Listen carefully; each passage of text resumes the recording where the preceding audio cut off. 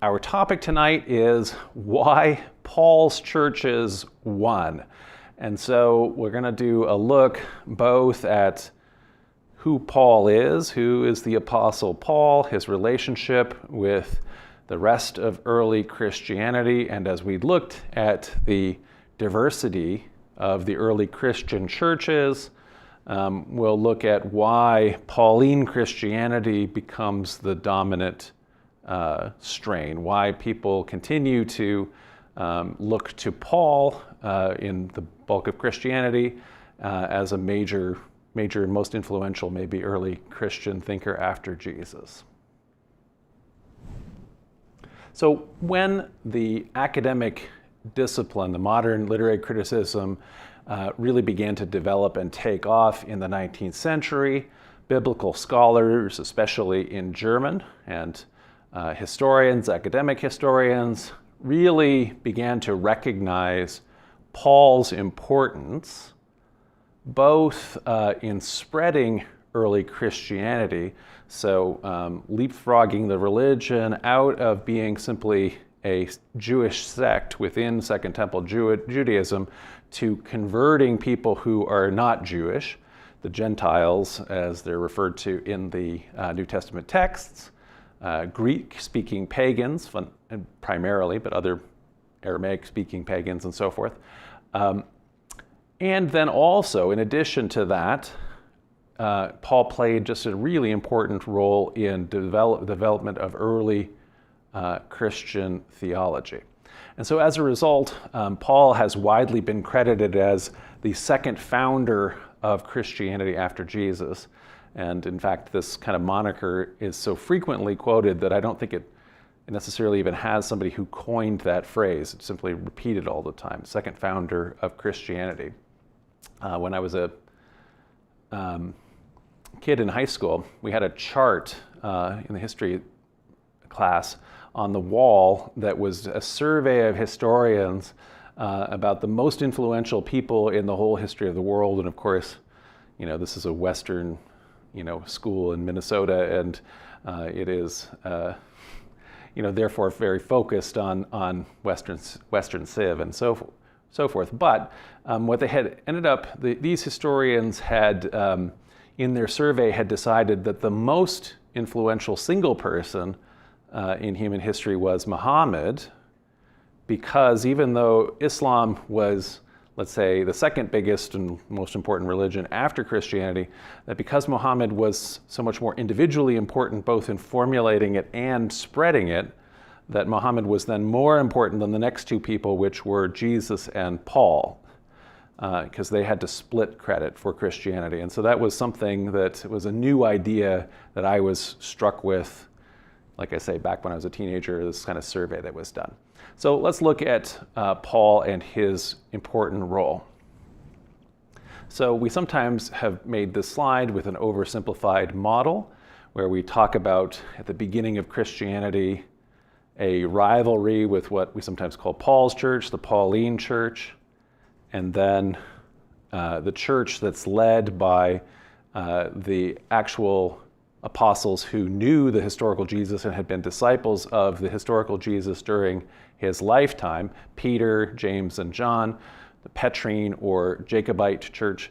So Jacobite is just it's hard to know exactly there's a lot of different things of what a Jacobite is throughout history, and so this would be referring to members, followers of James, the brother of Jesus, so of Peter and James.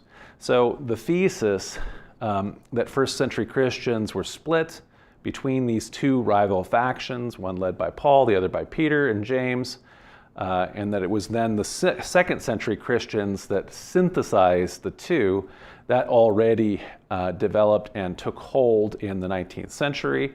And, as always with models, you draw a thumbnail picture and it conveys an idea, and that idea has some truth to it. But whenever you try to take history and simplify it, then you're also oversimplifying the reality. And so, in fact, there is a diversity of early Christianities in the middle of the first century, and certainly James, the brother of Jesus in Jerusalem, and two other known historical apostles of the historical Jesus, Peter and John, were very influential, and Paul was very influential. But in fact, there was a diversity of early Christian communities planted by many more than 12 apostles.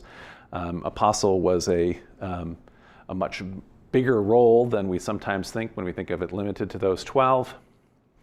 And those different communities looked to different leaders as authoritative at different times.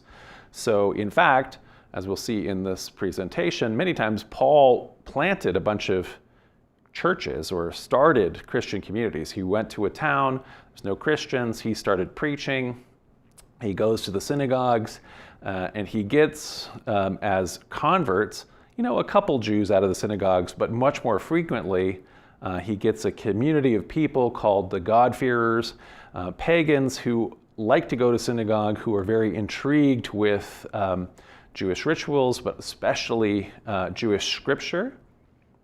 And they would like to join and be full members, but it's very difficult to become Jewish. If you're a man, you have to undergo circumcision. You have to start adhering to all of Jewish laws. There's a lot of rituals that you have to go through to become a full member of the community. Paul's like, no, you don't have to do all of those things. You can be a part of the same faith that looks to the God of the Bible without going through all of that adherence to law. And so Paul would start those churches and planted a lot of them, and then a bunch of them later would receive apostles that are more in keeping with Peter's teachings or John's or James, and indeed Peter and John might go to them and start to convert, let's say, those Christians that Paul had planted to adhere to the more of the Jamesian model. And so there's a bunch of different diversity to these early Christianities, and they're not all in one camp or the other.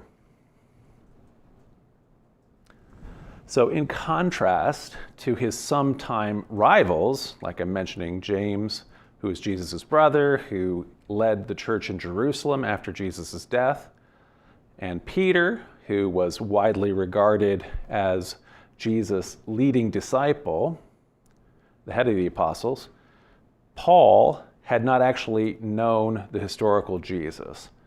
And so at the end of his life, as we'll see, imprisoned and awaiting execution, Paul may have thought actually that all of his work had been in vain, that the other apostles had countered almost all of his arguments, that he'd been kicked out of all of the churches that he'd planted, and now his last hope to make peace had been for naught, and indeed now he's waiting execution.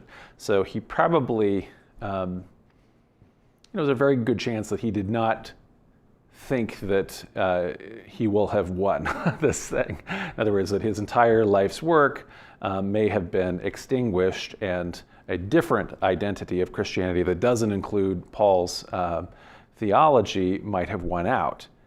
Instead, the opposite happens. And so this lecture is going to look at how that happened, why that is. And so I'm just going to start by identifying essentially three key ingredients to Paul's success, both in life and then more importantly, his ultimate success. So Paul, as we know, is the first Christian whose writings survive. And so it's not clear whether actually any of Jesus' first disciples did write any writings. So all of the writings that we have that are attributed to people like Peter and James and John are not, most scholars agree, that are not written by them at all, and that none of the New Testament texts are by eyewitnesses. We've had other lectures about that. And so Paul, in some ways, when he's competing against living persons as a living person, he is at a disadvantage as a person who was not Jesus' brother, as a person who was not a guy who walked around and followed Jesus when Jesus was walking around on earth. But then after he and they died, they having not left any writings, he has this staying power. Writing lasts. And so his texts become authoritative, and that has involved lasting power. So even when some of Paul's ideas have declined in parts of Christianity, then suddenly he can undergo a big renaissance like he does in the Protestant Reformation, when he becomes key, for example, to Martin Luther's theology, and he revives all of this Pauline teachings that then infuse Protestantism as a result. So two, Paul also is, I think, maybe our earliest. We don't know because we don't have all of the writings, and so we can't know what everybody was preaching. He might have heard it from somebody else and simply write it down for the first time. But what we possibly have from Paul is the earliest formulation of a high Christology. So we've talked about Christology before. Christology is the answer to the question, Christians answer various answers to the question, who is Christ? How do we understand Christ? And overall, the orthodox answer becomes Christ is the second person of the Trinity. Christ is fully human and fully divine. Christ is the Son of God, the Logos, God's glory made visible, God among us, and so forth. That's an idea that ultimately wins out. That's a relatively high Christology. There were many early Christians who thought of Jesus as being a very important prophet. They might have even decided he was, some didn't necessarily think so, but they decided he was, became the Messiah or became the Son of God because he had lived a very pure and perfect life. And so then either at his baptism or at the moment of his resurrection, he was raised up by God and sat at God's right hand and becomes essentially the Son of God that way via adoption. That was also certainly an understanding that many early Christians had, which later becomes condemned as heretical, but represents essentially a lower Christology, a Christology that emphasizes Jesus' humanness. And for many of the earliest Christians who actually knew the historical Jesus, they were very focused on the Jesus that they'd known as a human in life. Paul, who wasn't focused on that, formulated a very high Christology very early. Finally, Paul is responsible for an explosion in growth that early Christianity had. So he is not the only one that is running around planting churches, but he's especially effective at it. And he also, his ideas about lowering the barrier to entry for non-Jews who want to become converts to Christianity, in other words, by not having to start adhering to various tenets of Jewish law, that allows his groups to flourish. And so that all three of those, I think, lead to both successes that Paul had during his lifetime and then especially after his death. So I put together a little bit of a timeline today so that we can just look at Paul's ministry in the context of early Christianity with a backdrop of what's going on in terms of, for example, the Roman administration. So I ran across the top of this the Roman emperors over the course of the first century of the Common Era, and also the local rulers in Judea, so Pontius Pilate, and then later when we're dealing with Paul, Antoninus Felix, who's mentioned in the book of Acts, and then up to kind of the end of the normal province of Judea in the Jewish revolt, which causes all sorts of things that happen. So if we go along the bottom of this, we have up until maybe none of these dates, is circa. We don't know for sure. These are our best guesses for these dates. Maybe John the Baptist is beheaded in the year 28. Prior to that, he had baptized Jesus, and Jesus had begun his own movement and was maybe himself crucified in the year 30. Jesus' movement and also John the Baptist movement. John continues to have disciples. There's going to be some intermixing between those. Jesus continues to have disciples. Some of Jesus' disciples gather together or continue to be in a group in Jerusalem, the Jerusalem church, sometimes called the Poor of Jerusalem, that is led by Jesus' brother James for many decades until 62 when James himself is executed. And then after that, James's group probably passes to the leadership of his brother Jude, but ultimately when the whole Jewish revolt breaks out and Jerusalem's destroyed, the Christians do not revolt. They are instead expelled from Jerusalem. The Jerusalem church flees to a town called Pella in Palestine, where it becomes less influential than it had been when it was in the Holy City. And then we can kind of see within all of this time frame, around the year 35, Saul, his original name, converts. He begins his own ministry as an apostle, planting churches in Syria and Cilicia. A few years after his conversion, Paul goes to Jerusalem and meets James, the brother of Jesus there, and Peter, maybe around the year 38. Then, after a whole bunch more years of Paul working like that, Paul has a confrontation with Peter and also with James, maybe around the year 49, where they are concerned that he is teaching new Gentile converts that they don't have to obey Jewish law. They don't agree about that. They try to have a conference. There is some kind of an agreement patched together, and yet we can also see that the agreement, we'll have to see about how much agreement there even was. In response to that, as Paul abandons the original churches that he might have been planting in Syria, Cilicia, and Arabia, he now moves west to Anatolia and Greece, where he does his most famous missionary planting. And it's most famous because as he's doing this, he also is writing his letters. So we can see there in the 50s that Paul is writing all of the letters that are viewed as authentic by scholars. This leads up to the very end of his life, when Paul goes back to Jerusalem in an attempt to reconcile with James and James's church, but is instead arrested there by Roman authorities and within a few years is executed. Just a couple years after that, James is himself executed, and the whole thing starts to fall apart in the Jewish revolt, as we mentioned.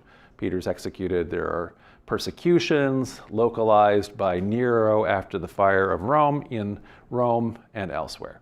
So this is sort of the context of the development of the earliest Christianities.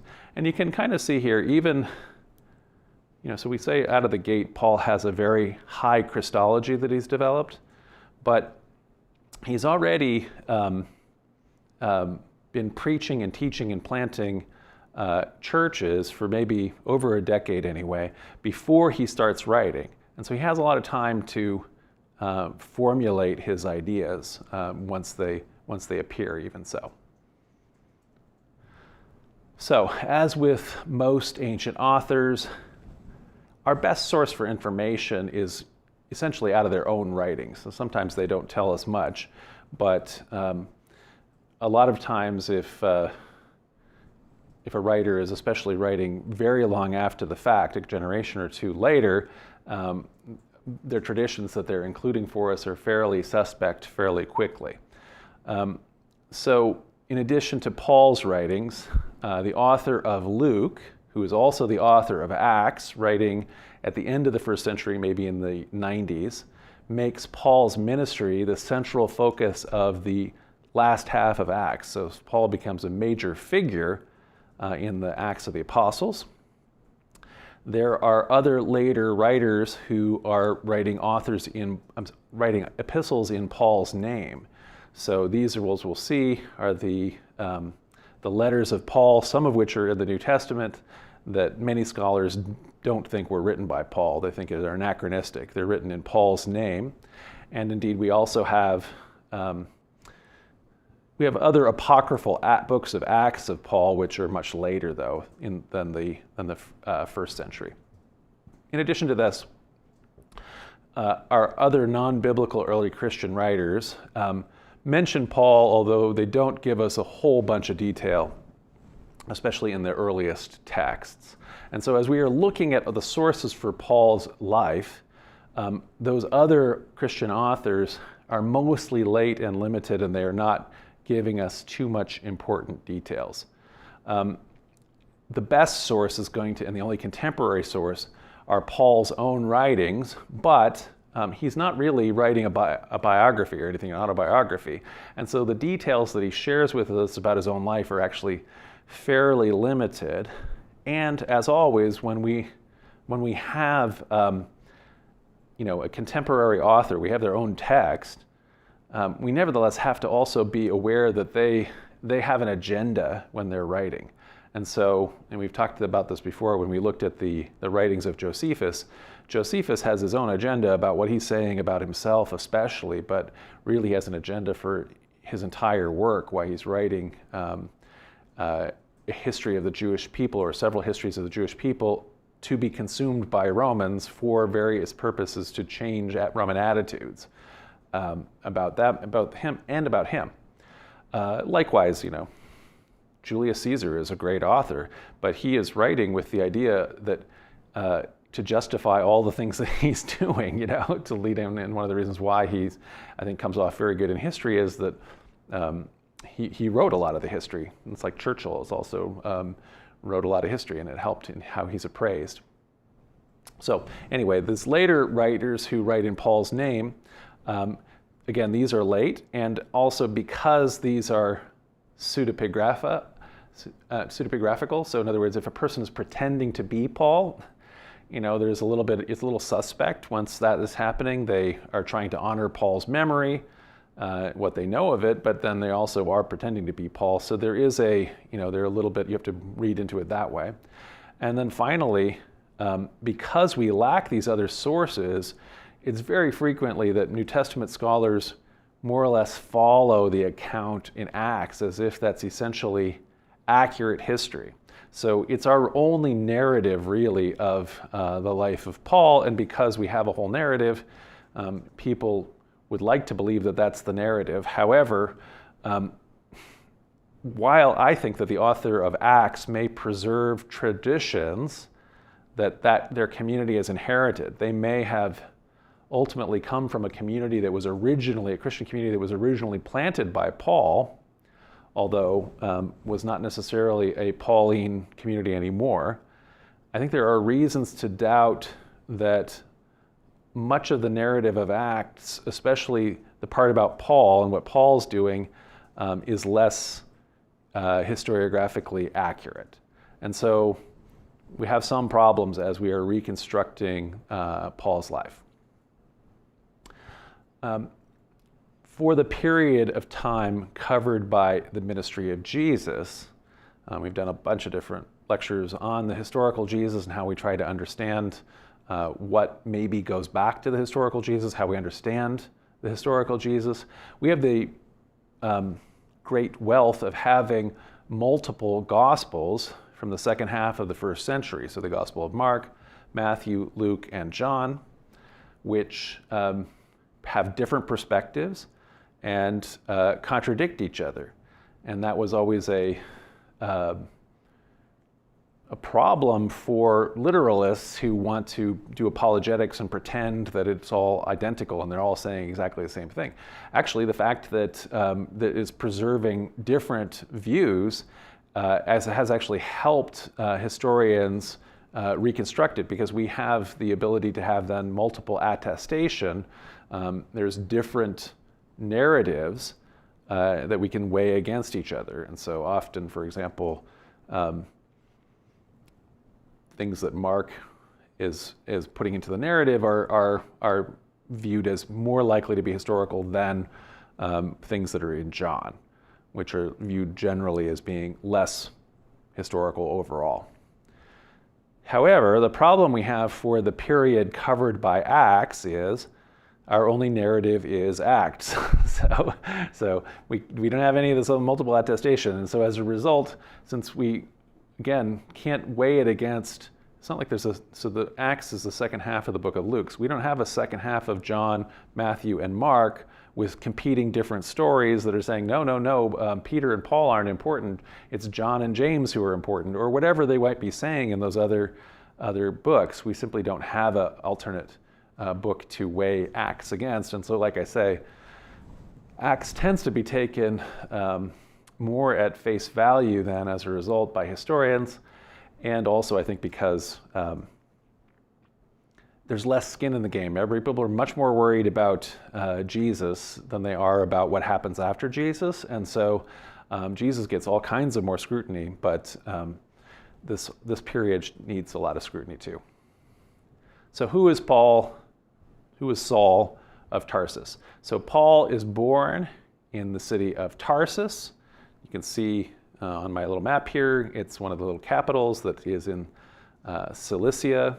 So it's one of these are colored in where the kind of the peach areas here are at the time of Paul's birth. Those are the provinces of the Roman Empire. The purple are client kingdoms that are governed by Roman clients, and then the purple is at that time still allied states.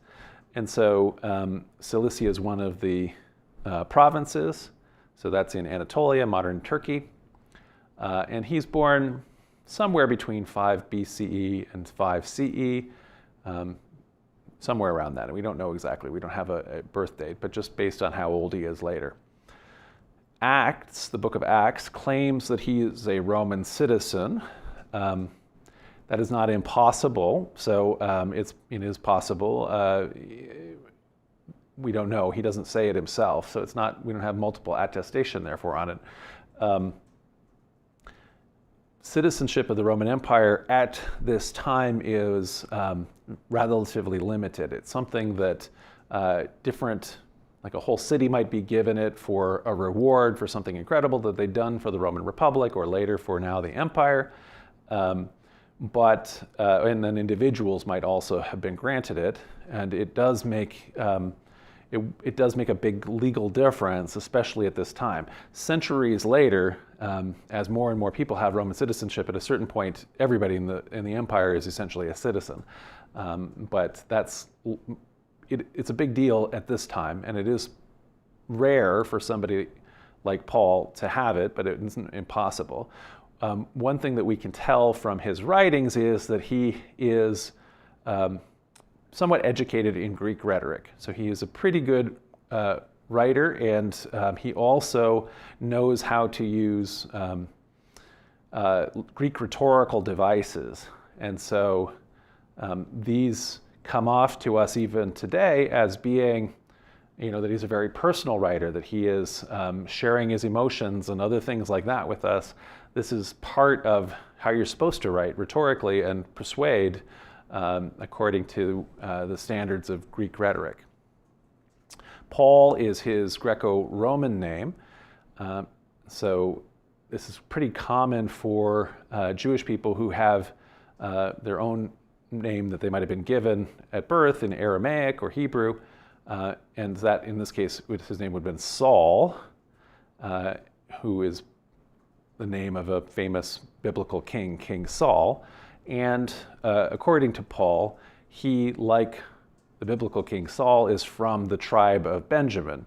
Most Jews are from the tribe of Judah, but some are from Benjamin and some are from the priestly tribe, so they're Levites. I think there might be some from Simeon that are still around, but anyway, most of the tribes are lost because of the 10 tribes, and so few from the other tribes. But Benjamin is a line that still continues, and Paul claims that line. by his own account, Paul was a Jew from the Pharisee sect who was zealous in his observance of the law of Moses, so of Torah, adherence to Jewish law. He was initially very hostile to the followers of Jesus. By his own account, he persecuted them before he himself became a convert after having a spiritual experience with the risen Christ. So he goes from persecutor to adherent and apostle. Luke and Acts were written sometime between, like I say, the year 80 and 110, so maybe in the 90s, by an anonymous Christian, also someone very learned in Greek, very well read in the Hebrew Bible as it had been translated into Greek, the Septuagint Bible. So by the 180s, Christians began to associate, so in the 2nd century, these anonymous texts written, Luke and Acts, began to be associated with Luke. And so Luke had been a companion of Paul mentioned in 3 of Paul's letters, although a couple of these letters are not, it's probably only one time in an authentic letter. There's 2 other letters that are based on Paul's letters that reuse the name Luke. And in one of those, Luke is identified as the beloved physician. And so there's therefore a whole bunch of Christian tradition of the author of these 2 books as being Paul's companion, Luke, a physician. And that has even informed, some people's analysis of the text where they think, well, Luke is, the author of Luke here is saying this because as a physician, they're especially interested in these kind of things. It's not probably anything to it. There's this is a late association that hasn't have a historical basis. Although Acts now bears the title Acts of the Apostles, it's not like a text that follows the 12 apostles of Jesus. Actually, the text primarily focuses on Peter. So the 12 apostles are all, the 11 is where it starts, and then they get a replacement for Judas, and so there's all 12 there for a while, and then it really, the action focuses, switches to Peter, and then it switches over and just follows Paul, who is not one of the 12. And so once the action turns to Paul, there are places in the text, 5 segments, where the author of Acts switches from a third-person narrative style to writing in the second person. So they had been saying, Paul and his companions, they do this and that, and then suddenly it says, and we do this. And so historically, and still I think the case is still sometimes made, some scholars have argued that these 5 we passages imply that the writer here is an actual companion of Paul and is talking about that because this is a time period when the author was with Paul and saying, we did this, we did that. I've mentioned this before as a explanation or a point that why, for example, the Gospel of Matthew is not actually written by Matthew or indeed any companion of Jesus, because when Matthew shows up in the text, it doesn't say, and then Jesus came to me, Matthew, a tax collector, and I did this and that, and then Jesus asked me to follow him and so forth. It doesn't do anything like that. This is a counterexample because now suddenly we are getting we passages. And so let's look at one of these. An example of the shift from third to second person occurs in Acts chapter 16. And so we read, Paul and his companions traveled throughout the region of Phrygia and Galatia. So they passed by Mysia and went down to Troas. During the night, Paul had a vision of a man from Macedonia standing and begging him, "Come over to Macedonia and help us." After Paul had seen the vision, we got ready at once to leave for Macedonia, concluding that God had called us to preach the gospel to them. So again, it had been starting with Paul and his companions. They did this, and then after this vision, we got ready, and God is calling us. And so for a while then it stays in this second person. So while the hypothesis that these we sections indicate that the author of Acts was a companion of Paul, there's a bunch of problems with this. And so one of them is that there are really a lot of contradictions between Paul's own writings and what we read about in Acts. And so the fact that the author of Acts seems to be ignorant of Paul's chronology, the order of which Paul is doing things, some of the basic teachings that Paul wants to present. The author is not using those kind of Paul's words. That's a counter argument to the idea that this was written by a companion of Paul. So for example, directly after Paul's conversion, in Acts chapter 9, he goes and confers with the disciples, and he then goes and visits Jerusalem, where he talks to Peter and James and so on. By contrast, in his own writings, Paul says that right after his conversion, he went to Arabia for 3 years before visiting Jerusalem. So, in the Hellenistic tradition of writing, historians frequently compose speeches which are put into their protagonist's mouth. So, we've had a whole lecture on Herodotus and Thucydides and the beginnings or the invention of history in the Western tradition, the ancient tradition of history. So one of those principles was that the goal of the historian is to say what the general would have said on the occasion, even though there's no notes survive and we don't know what the actual speech is. And so Thucydides, the historian of the Peloponnesian War, has this amazing funeral oration by Pericles, which everyone kind of agrees is written by Thucydides, not by Pericles. And so one of the things, that same kind of historical writing, this highly trained Greek writer of Acts does for writing the Acts of the Apostles. And so the author of Acts creates speeches for Paul and also creates speeches for Peter and Stephen, the proto-martyr, and about a bunch of other people. But the speeches from Paul have very non-Pauline themes, that Paul isn't saying the kind of things that Paul says in all of Paul's other writings. And even kind of more strangely or interestingly, the author of Acts doesn't quote Paul anywhere. We have all of these writings of Paul, and yet these are not quoted and put into Acts. And so Paul's writings don't seem to be a source. And so the author of Acts has, who is Luke, has Mark for sure, and is reworking Mark continuously in order to create the narrative of Luke. And the author of Luke has another source of Jesus' sayings, which the author is, which scholars hypothesize is called and calls it Q for the kvela, for the missing source, and the author of Luke is also editing those and has no problem making use of those.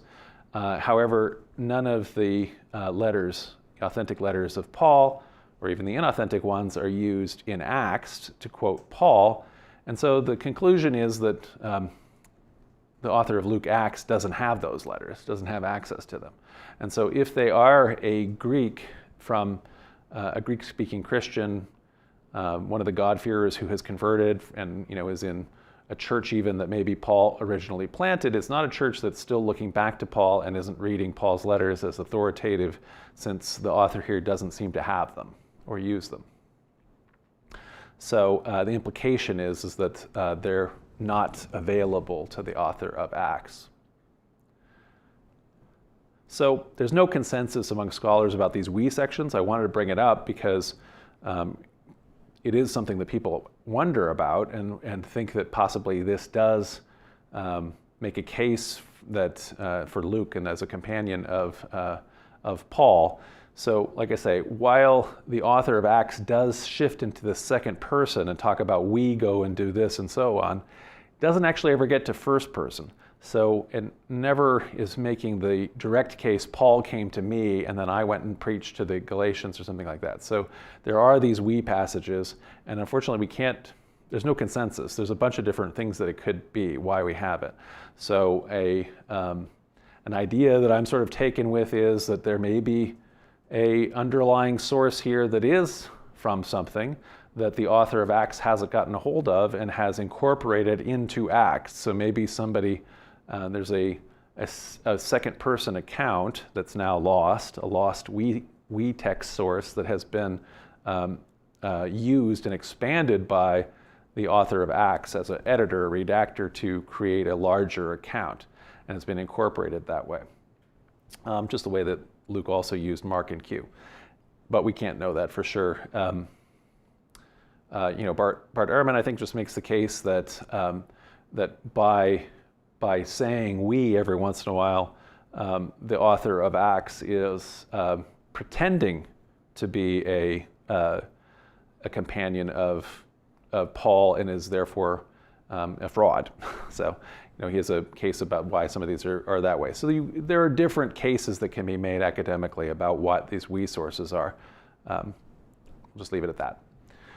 The author of Acts includes some impressive context details, and so in addition to being trained in Greek rhetoric and how Hellenistic history works, there are context stuff from Roman history that is pretty impressive. So, for example, the author of Acts correctly names two of the procurators for Judea, Marcus Antoninus Felix, Porcius Festus. I'm going to cough for a second.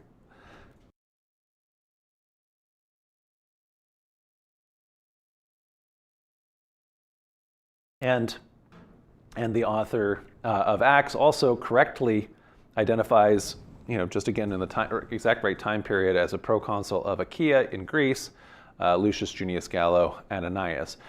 So it is, there's some impressive stuff in terms of what access to the broader history in the context that Luke is writing into.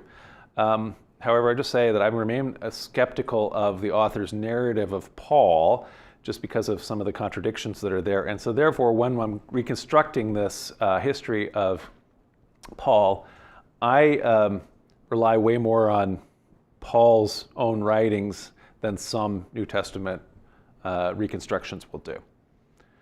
So let's go to the writings of Paul, and then also what we might call the pseudo-Pauls, people that are writing in Paul's name. And so we have here kind of across the top in the yellow, these are the ones that pretty much all scholars agree are authentic writings of Paul. So there is a lost Zeroth letter to the Corinthians. We know about that as authentic because in the later authentic letter, first letter to the Corinthians, Paul talks about when I last wrote you. And so that never made it into the canon, but it is a letter that presumably Paul wrote that we don't have. Then 1 Thessalonians, Galatians, 1 Corinthians, Philippians, Philemon, 2 Corinthians, which might be a composite of a couple Paul letters, and then Romans. So those are ones can be pretty confident about. Scholars have mixed views on Colossians and 2 Thessalonians. And then I think most scholars think Ephesians, 1 and 2 Timothy, and Titus are probably not written by Paul because they contain too many anachronisms and are reflecting a development in Christianity post Paul's death. And then finally, there's a lot of other people sometimes are upset that any of the letters are disputed, and they say, well, why would anybody have done this and write in Paul's name and pretend to be Paul? Well, we have a whole bunch of other letters from antiquity, from the 2nd century and a little later, where people are doing just that, which nobody believes Paul wrote. So we have another book of Acts, the Acts of Paul and Thecla, his female missionary companion who is still viewed as a saint in the Eastern Orthodox Church. We have a Coptic apocalypse of Paul, a Greek apocalypse of Paul, a prayer of Paul, a letter to the Laodiceans. We have a third letter to the Corinthians, and then we have a whole back and forth of letters that Paul and the philosopher Seneca are writing, which are interesting, but absolutely not very, not authentic. So that's sort of what we have in terms of the array of Paul's writings. Within the New Testament, Paul's writings here are all of those kind of in yellow. So it's a fairly significant chunk, one of our two largest authors in the New Testament, the second one being the author of Luke and Acts. And then we have the other gospel writers, the writer of the book of Revelation and the smaller writers of the epistles. So what can we know about Paul with that kind of background? What do the writings tell us about him? So I mentioned, that slide's already been used. So Paul was a Jew from the Pharisee sect. He was very zealous in his observation of the law. According to his own account, he was very hostile to the followers of Jesus, and he persecuted them before having that experience. And we had those two slides out of place before, so now this is where they go. So we mentioned, anyway, he's from Cilicia, so a Benjamite, educated in Greek, Pharisee, zealous in Torah, and then has a spiritual experience. So in the book of Acts, we have one of the explanations or one of the descriptions of that conversion.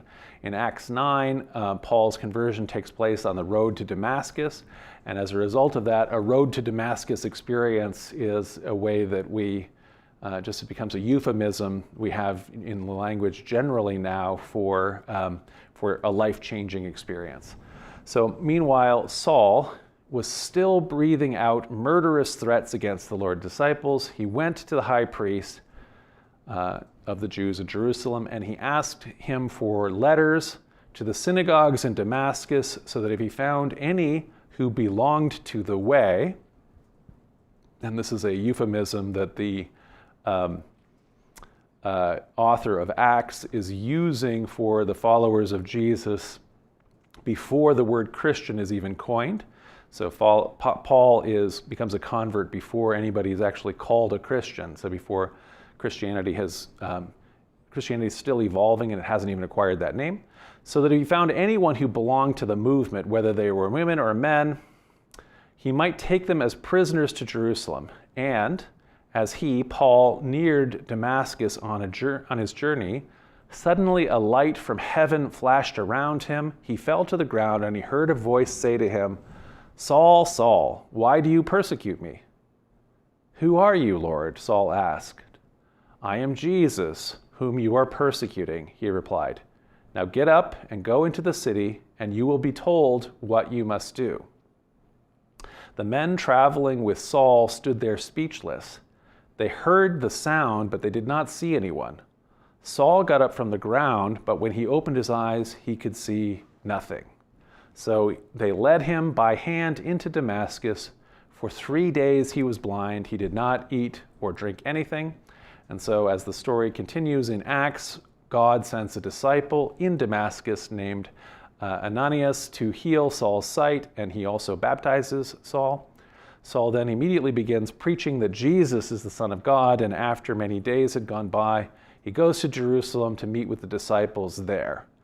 So that happens very quickly in the Acts narrative. Twice more, in Acts 22 and Acts 26, Paul retells the tale, and interestingly, in each case, he changes what Jesus tells him. So when we get to the third telling, in Acts 26, Jesus' message to Paul is considerably expanded from the first two narrations. So we hear Jesus this time say, "I am Jesus whom you are persecuting," the Lord replied. "Now get up and stand on your feet. I have appeared to appoint you as a servant and as a witness of what you have seen and will see of me. I will rescue you from your own people and from the Gentiles. I am sending you to them to open their eyes and turn them from darkness to light and from the power of Satan to God, so that they may receive forgiveness of sins and a place among those who are sanctified by faith in me." So that's interesting. It's a much bigger calling and visionary statement than what the author of Acts actually gives the first two times they recount this calling. So while we have the story, Saul, Saul, why do you persecute me? And I am Jesus, who you are persecuting. That's 3 times listed in Acts. So twice, and once when it happens, twice more times when Paul is telling the story in various speeches that the author of Acts writes for Paul. Those phrases, those details do not exist in Paul's own writing. So he does talk about this experience in his letter to the Corinthians, his first letter to the Corinthians, but he does it in a much less dramatic way. So writing to those members of the church, he says, now, brothers and sisters, I want to remind you of the gospel I preached to you, which you received and on which you have taken your stand. By this gospel you are saved if you hold firmly to the word I preached to you. Otherwise, you have believed in vain. For what I received, I passed on to you as of first importance, that Christ died for our sins according to the Scriptures, that he was buried, that he was raised on the 3rd day according to the Scriptures, and that he appeared to Cephas, that is, to Peter, and then to the 12. After that, he appeared to more than 500 of the brothers and sisters at the same time, most of whom are still living, though some have fallen asleep. Then he appeared to James, then to all the apostles, and last of all, he appeared to me also as to one abnormally born.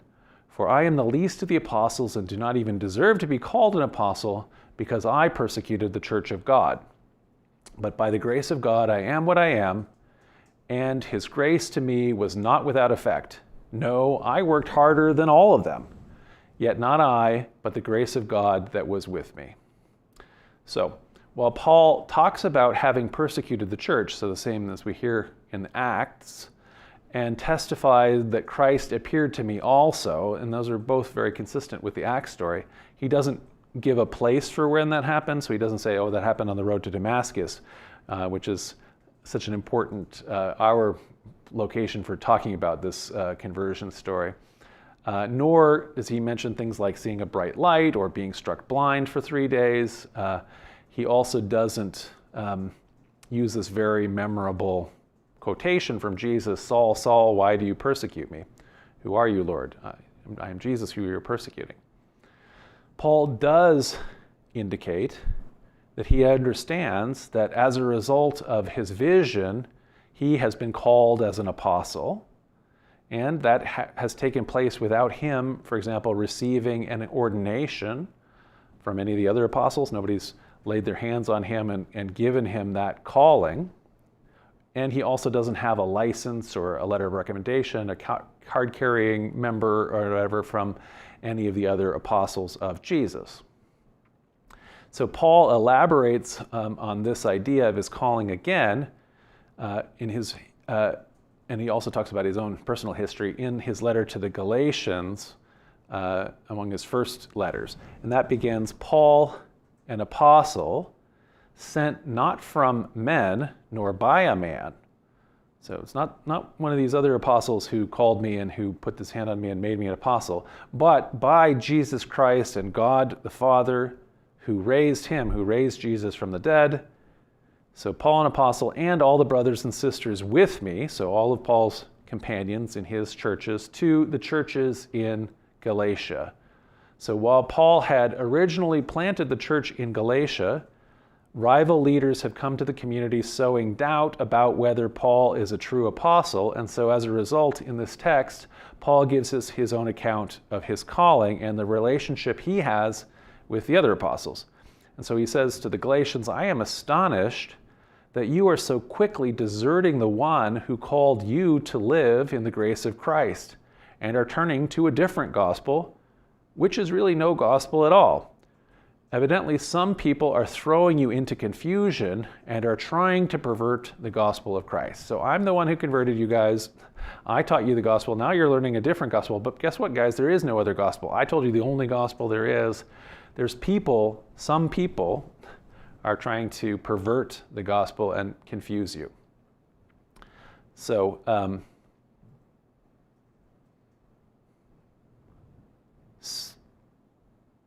I'm missing a slide. Okay, so anyway, we'll just go back and say what ends up happening here is that after his conversion, after he has that experience where he says that he saw Jesus, he says, after 3 years, I went up to Jerusalem to get acquainted with Cephas, and I stayed with him 15 days. So in other words, after he was initially had that visionary experience, the way he tells it, he went away to Arabia for 3 years, and he started planting churches. Then he went finally afterwards to Jerusalem, where he met Peter, and he stayed with Peter. I saw none of the other apostles, only James, the Lord's brother. So he met Peter and James. I assure you before God that what I am writing to you is no lie. I then went to Syria and Cilicia. That's where I started planting churches, Arabia, Syria, and Cilicia. I was personally unknown to the churches of Judea that are in Christ. They had only heard the report. The man who formerly persecuted us is now preaching the faith he once tried to destroy. So Paul's account here is that he created an independent ministry. And so that's pretty much in conflict with the story of his post-conversion in Acts, where he immediately is baptized by and encountering all of these other disciples and goes and meets with people in Jerusalem after a few days. So it's operating a little differently here. According to Paul, his own ministry among the Gentiles, converting non-Jewish converts to Christianity, that continued for a decade then, before he returned to Jerusalem to consult the other apostles there.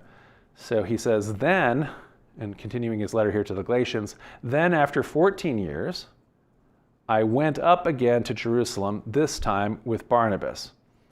I took Titus also along.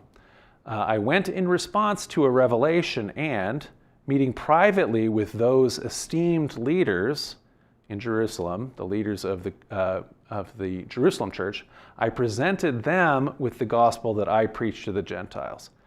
So, this is a next visit in his own writings.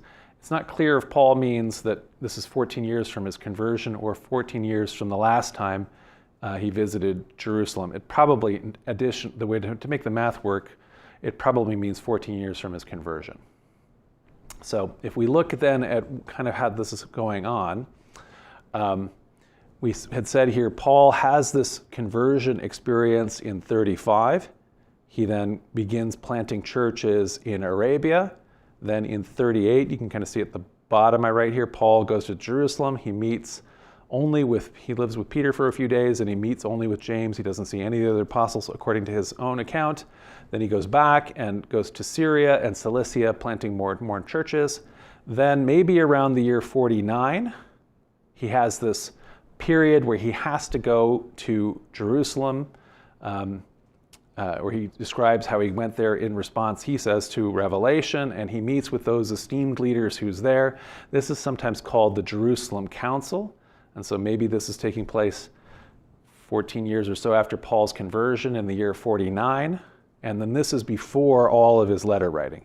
So this moment that takes place with him in Jerusalem and meeting with all of the esteemed leaders of the Jerusalem church is pretty relevant to the rest of his ministry. So to get at that and to the context of it, I want to look at those other apostles, these other leaders who are now challenging Paul and who Paul's feeling the need to meet with. And so what is an apostle? We had a whole lecture on this, but I want to just do a little bit of a shorthand of it. So the historical Jesus famously called 12 apostles, but as we've seen here, Paul claims to have had little contact with any of them for the first 14 years of Paul's own ministry as an apostle. So he's not claiming that he was one of the 12, even though he is claiming that he is an apostle. So how many apostles are there? So there's not just 12. In fact, there were many, many more than 12 apostles in the first generations of Christianity. The 12 were simply a subset of a much larger group of apostles. The 12 were set apart specifically by Jesus to symbolically represent the new Israel, the 12 tribes of Israel symbolically, but it's only 12 of his much wider group of apostles. So what's the rest of the apostles? What is it to be an apostle? Oh, and yeah, I'll point out here, Paul would have been one of these other apostles, not one of the 12. Even though he often makes a list of the 12, and if you're going to have artwork on the side of a cathedral, sometimes Paul will be, the second most important of the 12 that's listed, but it's only because a lot of the 12 didn't end up being that important, and we've seen before how we don't even have one single list of them anyway. So what's an apostle? The title, apostolos, literally means one who is sent off, the Greek original of this word, and it sort of has the same sense of being a messenger or an ambassador. So if the earliest Jesus group is sort of centered on a mendicant, which is to say begging, spiritual group that it had renounced worldly entanglements such as property, and who are praying, give us this day our daily bread, they're operating a little bit like friars, mendicant friars, so like a Franciscan monk or like a Buddhist monk. The apostles were the people who were fully committed to that begging lifestyle, who gave away all their property and to the poor to live this spiritual life, who then were sent to share the group's message with all sorts of a wider circle of sympathetic supporters who are living in the world, who are able to have regular jobs and who are able to give food and other supplies to the central core of the apostles. The Gospel of Mark has a description of Jesus' instructions for sending forth the apostles. And then we have from the Sayings Gospel, Q, a second set. And we could say it's from Q because we have it surviving in Matthew and also in Luke. So the author of Matthew synthesized the Q version together with Mark, whereas the author of Luke includes both the Q version separately from Mark and also Mark. And so the way Luke explains that is that the first one, Mark's version, regards the sending forth of the 12 apostles, and the second sends forth another 70 or 72 more apostles. The idea already that's in the canonical Gospels is that there's a much wider group of apostles. And so if we look at what the instructions are, from Mark we read, Jesus called the 12 and began to send them out 2 by 2, and he gave them authority over the unclean spirits. He ordered them to take nothing for their journey except a staff, no bread, no bag, no money in their belts, but to wear sandals and not to put on 2 tunics. So they are really supposed to not taking anything with them because they're going to live by begging, in other words. He says to them, whenever you enter a house, stay there until you leave that place. If any place will not welcome you and they refuse to hear you, as you leave, shake off the dust that is on your feet as a testimony against them. So they went out and proclaimed that all should repent. They cast out many demons and anointed with oil many who were sick and cured them. So part of this then is a spiritual task. So Jesus gives these apostles authority over unclean spirits. They cast out the demons, they heal the sick, and so forth. They're bringing people, inviting people who are outcast into community again. They are sent out by 2s, so they go in companions together, and they're going around and saying, repent. So they are saying, turn your life around. We are now sharing essentially the good news of what's going to become the Christian gospel. And again, they're mendicants. So you're not going to take staff, no bread, no money, no bag even on your belts. And even when somebody invites you to stay with them, then you have to stay in that house until you leave the place. You can't just keep getting, I got a better offer now, and so you leave that person. It's whoever, first come, first serve in terms of a person providing you charity. You're living by donations, not with property. So there's another key early description in one of the most important first century texts of Christian sources that didn't make it into the Bible, the Didache, It's also called the teaching of the 12 apostles. We had a whole lecture on the Didache. So the Didache dates from either the first century or maybe the early second centuries. Maybe there's parts of it that are from the first and then it continues to be edited. The Didache includes, though, some of the earliest descriptions of Christian institutions. So it talks about what the sacraments are, how to perform sacraments. It talks about priesthood and rules for priesthood members, including rules about apostles. And so the Didache in its chapter 11 says this about the role of apostle and prophet. So whosoever then comes and teaches you all of these things aforesaid, receive him. But if the teacher himself be perverted and teach another doctrine to destroy these things, do not listen to him. But if his teaching be for the increase of righteousness and the knowledge of the Lord, receive him as the Lord. So they're already worried that they're getting bad prophets, and you have to tell the difference between a good apostle and a bad apostle. Now, concerning the apostles and prophets, act thus according to the ordinance of the gospel. Let every apostle who comes to you be received as the Lord. Now, this is a very big deal. You're receiving him as if he's the Lord, right? So this is an important role that this mendicant spiritual beggar is having.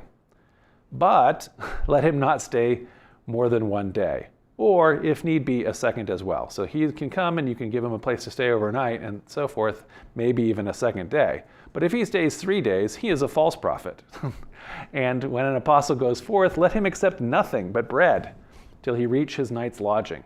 But if he asks for money, he is a false prophet.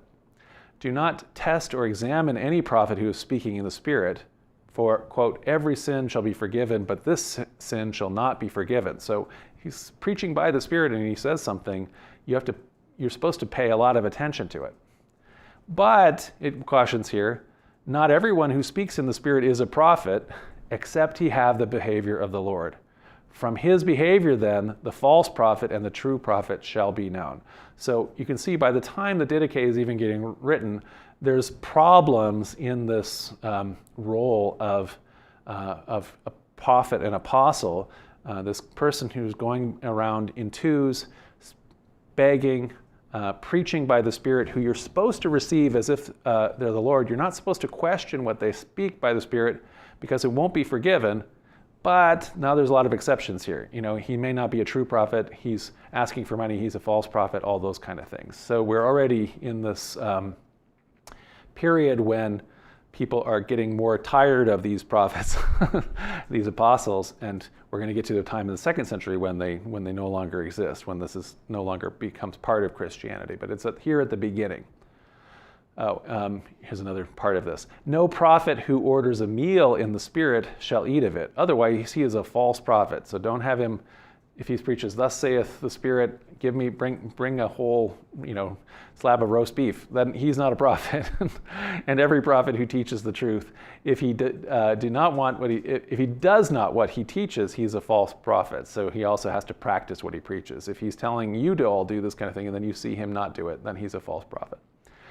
Whoever shall say in a spirit, give me money, or give me something else, you shall not listen to him. But if he tell you to give on behalf of others in want, let none judge him. Excuse me. So you can kind of see, even just here in the text, what some of the what some of the red lines are, right? So if a person here is trying to take advantage of you by asking for money, that's when you know they're not a prophet, and so or not an apostle. Okay. One of the characteristics of the Jesus movement and some of its errors in early Christianity is inclusiveness of women, including in leadership roles, including apostles. So both women and men filled the role of apostle. And actually, the whole idea of sending apostles in pairs may have originated as having male and female pairings, so married couples going off together as apostles. So Paul talks about that in Paul's writings to the Corinthians. Paul says, am I not free? Am I not an apostle? Have I not seen Jesus our Lord? Are you not my work in the Lord? If I am not an apostle to others, at least I am to you. So he's having to defend there's some of these apostles are saying Paul's not a real apostle, but at least my own church here, the Corinthians, you who I have founded, I'm an apostle because you have listened to me, and you are the seal of my apostleship in the Lord. The fact that you have become Christians because I have brought this message to you, I brought the gospel to you, that actually makes me an apostle. This is my defense to those who would examine me. And then he says, do we not have the right to our food and drink? So people I come, I beg, you give me food and drink. Do we not have the right to be accompanied by a believing wife, as do the other apostles and the brothers of the Lord and Cephas? Or is it only Barnabas and I who have no right to refrain from working for a living? So people have criticized Paul for how he's practicing being an apostle, but he's saying, yeah, I'm not married, I'm going around here with a companion, Barnabas, but all of the other apostles, including Peter and the brothers of the Lord, they are all going around in twos with their believing wives. So I'm not married, but I have these male companions that I'm going around with in that same way. So this sort of is an example of Paul talking about his competitors, the original apostles, the brothers of the Lord, Peter and so forth, who are traveling in pairs with, in some cases, a believing wife. Although, like I say, Paul travels with male companions, many of the apostles have wives as companions.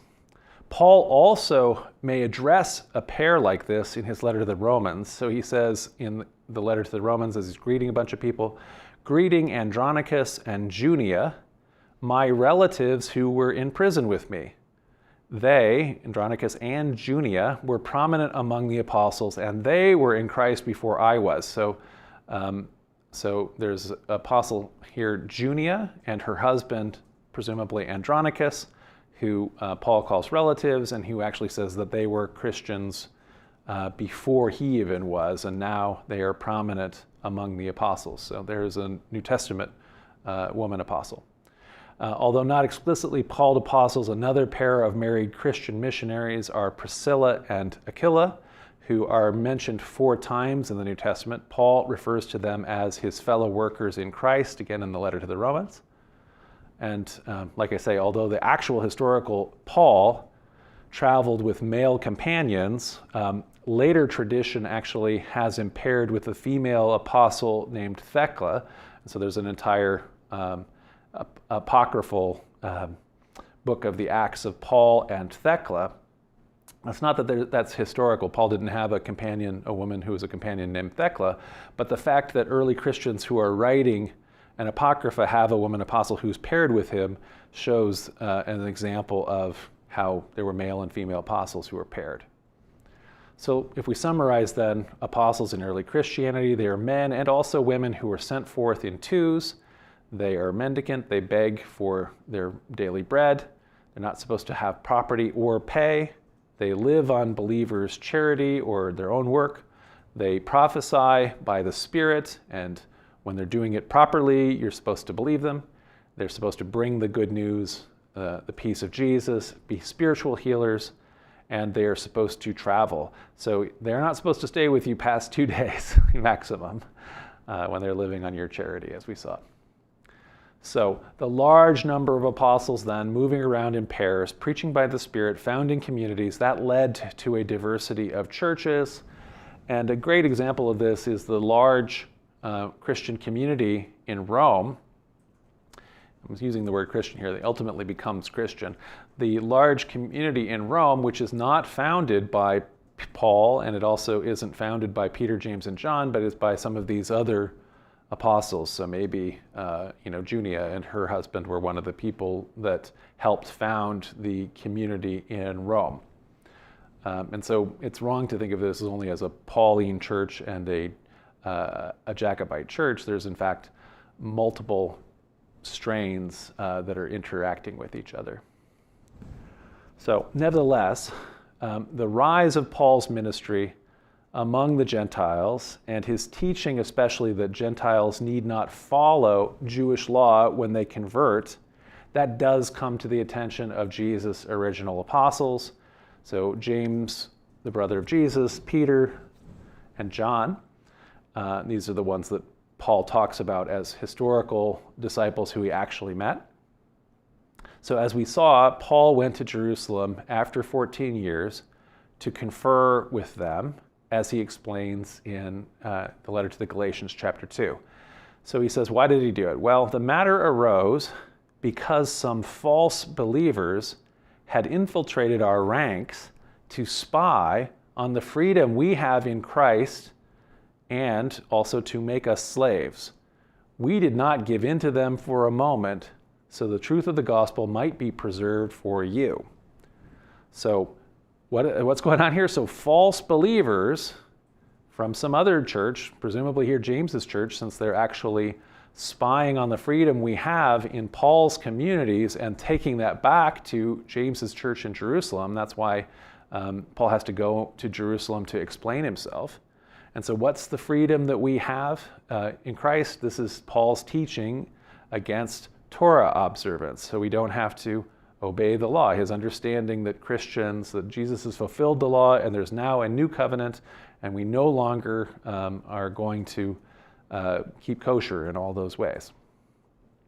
So Paul is then forced, or he feels forced anyway, in order to try to resolve the issue, to travel to Jerusalem so that he can explain himself to Jesus' apostles. But, quote, he did not give in to them for a moment. And like he was telling to the Galatians, and I did it all for you. In other words, for us to continue all of my churches who I've planted. So I didn't give in to them for a moment. Instead, actually, he dismisses their pretensions of authority. So as for those who were held in high esteem, these guys who were leaders of the Jerusalem church, sure, they're Jesus' brothers, they're Peter, his lead apostle, and so forth. Whatever they were makes no difference to me. God does not show favoritism. They added nothing to my message. These guys, are they held in high esteem? God doesn't think any highly of them compared to anybody else. So he is very much dissing their authority as leaders of the church. On the contrary, Paul continues, they recognized that I had been entrusted with the task of preaching the gospel to the uncircumcised, just as Peter had been to the circumcised. So I have a special calling, as Paul now has understood it, to go and preach specifically to the Gentiles, to preach to Greek-speaking pagans. For God, who was at work in Peter as an apostle to the circumcised, to Jews, was also at work in me as an apostle to the Gentiles. So James, Cephas, or in other words, Peter, and John, those esteemed as pillars, the leaders of the church in Jerusalem, those are the pillars in the church. James, the brother of Jesus, Peter, his leading apostle, John, his other apostle, some later tradition, beloved apostle, and the historical John, though, gave me and Barnabas, my companion, the right hand of fellowship when they recognized the grace given to me. They agreed that we should go to the Gentiles and they should go to the circumcised. All they asked was that we should continue to remember the poor, the very thing that I had been eager to do all along. So Paul's characterization of the conference here, the council, is positive, that he is able to convince them there's a deal.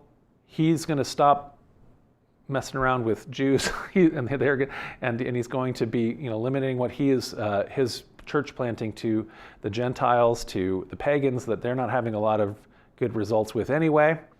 And the add-on here is that he should be remembering the poor of Jerusalem, which might be the name of the community of the Jerusalem church, as we'll kind of see, as Paul interprets this later, as we'll see, as a taking up a collection, raising money for the Jerusalem church. So, despite Paul's contention that the pillars of the church in Jerusalem agreed with his interpretation of his calling as an apostle, in the next verses of his letter, he immediately comes into conflict with Peter. So when Cephas came to Antioch, I opposed him to his face, because he stood condemned. For before certain men came from James, he used to eat with the Gentiles. So he wasn't obeying the law either. He was eating with Gentiles just like me. He wasn't adhering to Jewish law. But then certain men came from James the just, who is very interested in everybody obeying the law. And when they arrived, he began to draw back and separate himself from the Gentiles because he was afraid of those who belonged to the circumcision group, the circumcision faction, the faction of Jerusalem. The other Jews, Jewish Christians, joined him in his hypocrisy, so that by their hypocrisy, even Barnabas was led astray. So although Paul wins here, he keeps winning in his own account. Nevertheless, after he wins, he always has to retreat. And so this is where we talk about a little bit about, even though Paul is going to have the most contemporary source, he is putting spin on it. And so we have to also read into his own biases. So although in his account, Paul opposes Peter to his face and he yells at him and he tells all the different arguments that he told Peter, he doesn't actually say what Peter said in response. So he says that he won the argument and Peter stood condemned. Nevertheless, as a result, Paul's own companion, Barnabas, was actually convinced that Peter was right and left Paul to follow Peter. And Paul himself had to abandon. This took place in Antioch, the capital of Syria. And Paul abandoned his communities in Syria and Cilicia, and now he has to retreat and found new churches in Anatolia and elsewhere. So, recounting the incident, this caused Paul, as he's writing to the Galatians, it caused Paul to really formulate his strongest condemnation against Torah observance. So, the circumcision faction, the leaders of the rival church here by James, the brother of Jesus, and Peter, and so on, who were insisting that you have to continue to follow Torah, follow law as a Christian. Paul says, I did not set aside the grace of God, for if righteousness could be gained through the law, then Christ died for nothing. So if you are actually going to, if you're going to rely instead on belief and God's grace, if you're going to rely on obedience to law, your righteousness, your zeal for obeying law, then Christ died for nothing. This is the whole, these guys are antichrist. Jesus' brother, Jesus' chief apostle, are saying more or less Christ died for nothing. So leaving Antioch in control, to Peter, Paul then goes and begins planting new churches in Anatolia, in Macedonia, and Greece. And so this is a map of Paul's third missionary journey as described in the book of Acts. I'd say that, again, that this is one of those cases where the author of Acts is probably, in making these three missionary journeys that are described, is probably radically oversimplifying what's actually happening, but creating a narrative that maybe doesn't exist. But what is happening is that after Paul leaves Antioch, you can kind of see the top of Syria, it's a little tiny. Syria is yellow above Judea, and Cilicia, which is where Paul has been planting churches. Now Paul heads west to Cappadocia, Galatia, Asia, which is where Ephesus and the Ephesians are, crossing into Macedonia, the Macedonians, the Thessalonians are, and then Achaia, where the Corinthians and other churches then that he is planting all are. So Paul once again begins successfully planting new Christian churches further west than Syria and Cilicia in Anatolia, in Asia Minor and Greece. So, but now we actually are getting to the context for why Paul is writing this letter to the Galatians. So this is not a contemporary account of what he's doing when the Council of Jerusalem happens or what he's writing from Antioch. He's actually writing this later after he's founded new churches in Galatia and Anatolia.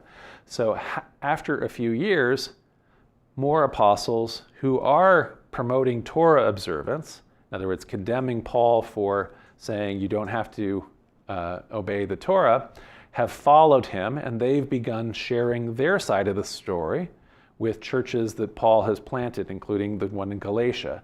And so this has left Paul really, really frustrated. So he's explained all of this history of the Galatians, and he's now pulling his hair out at them. He says, "You foolish Galatians, who has bewitched you?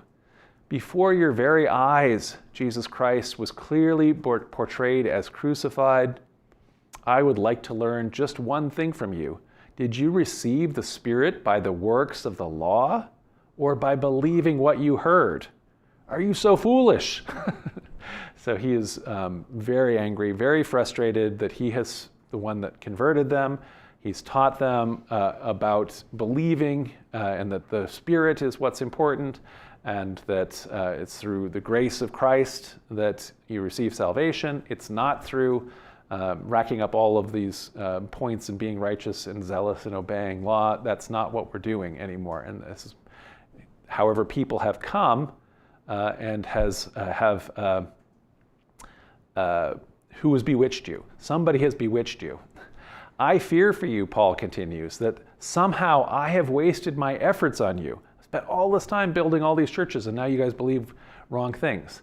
As you know, it was because of an illness that I first preached the gospel to you. And even though my illness was a trial to you, you did not treat me with contempt or scorn.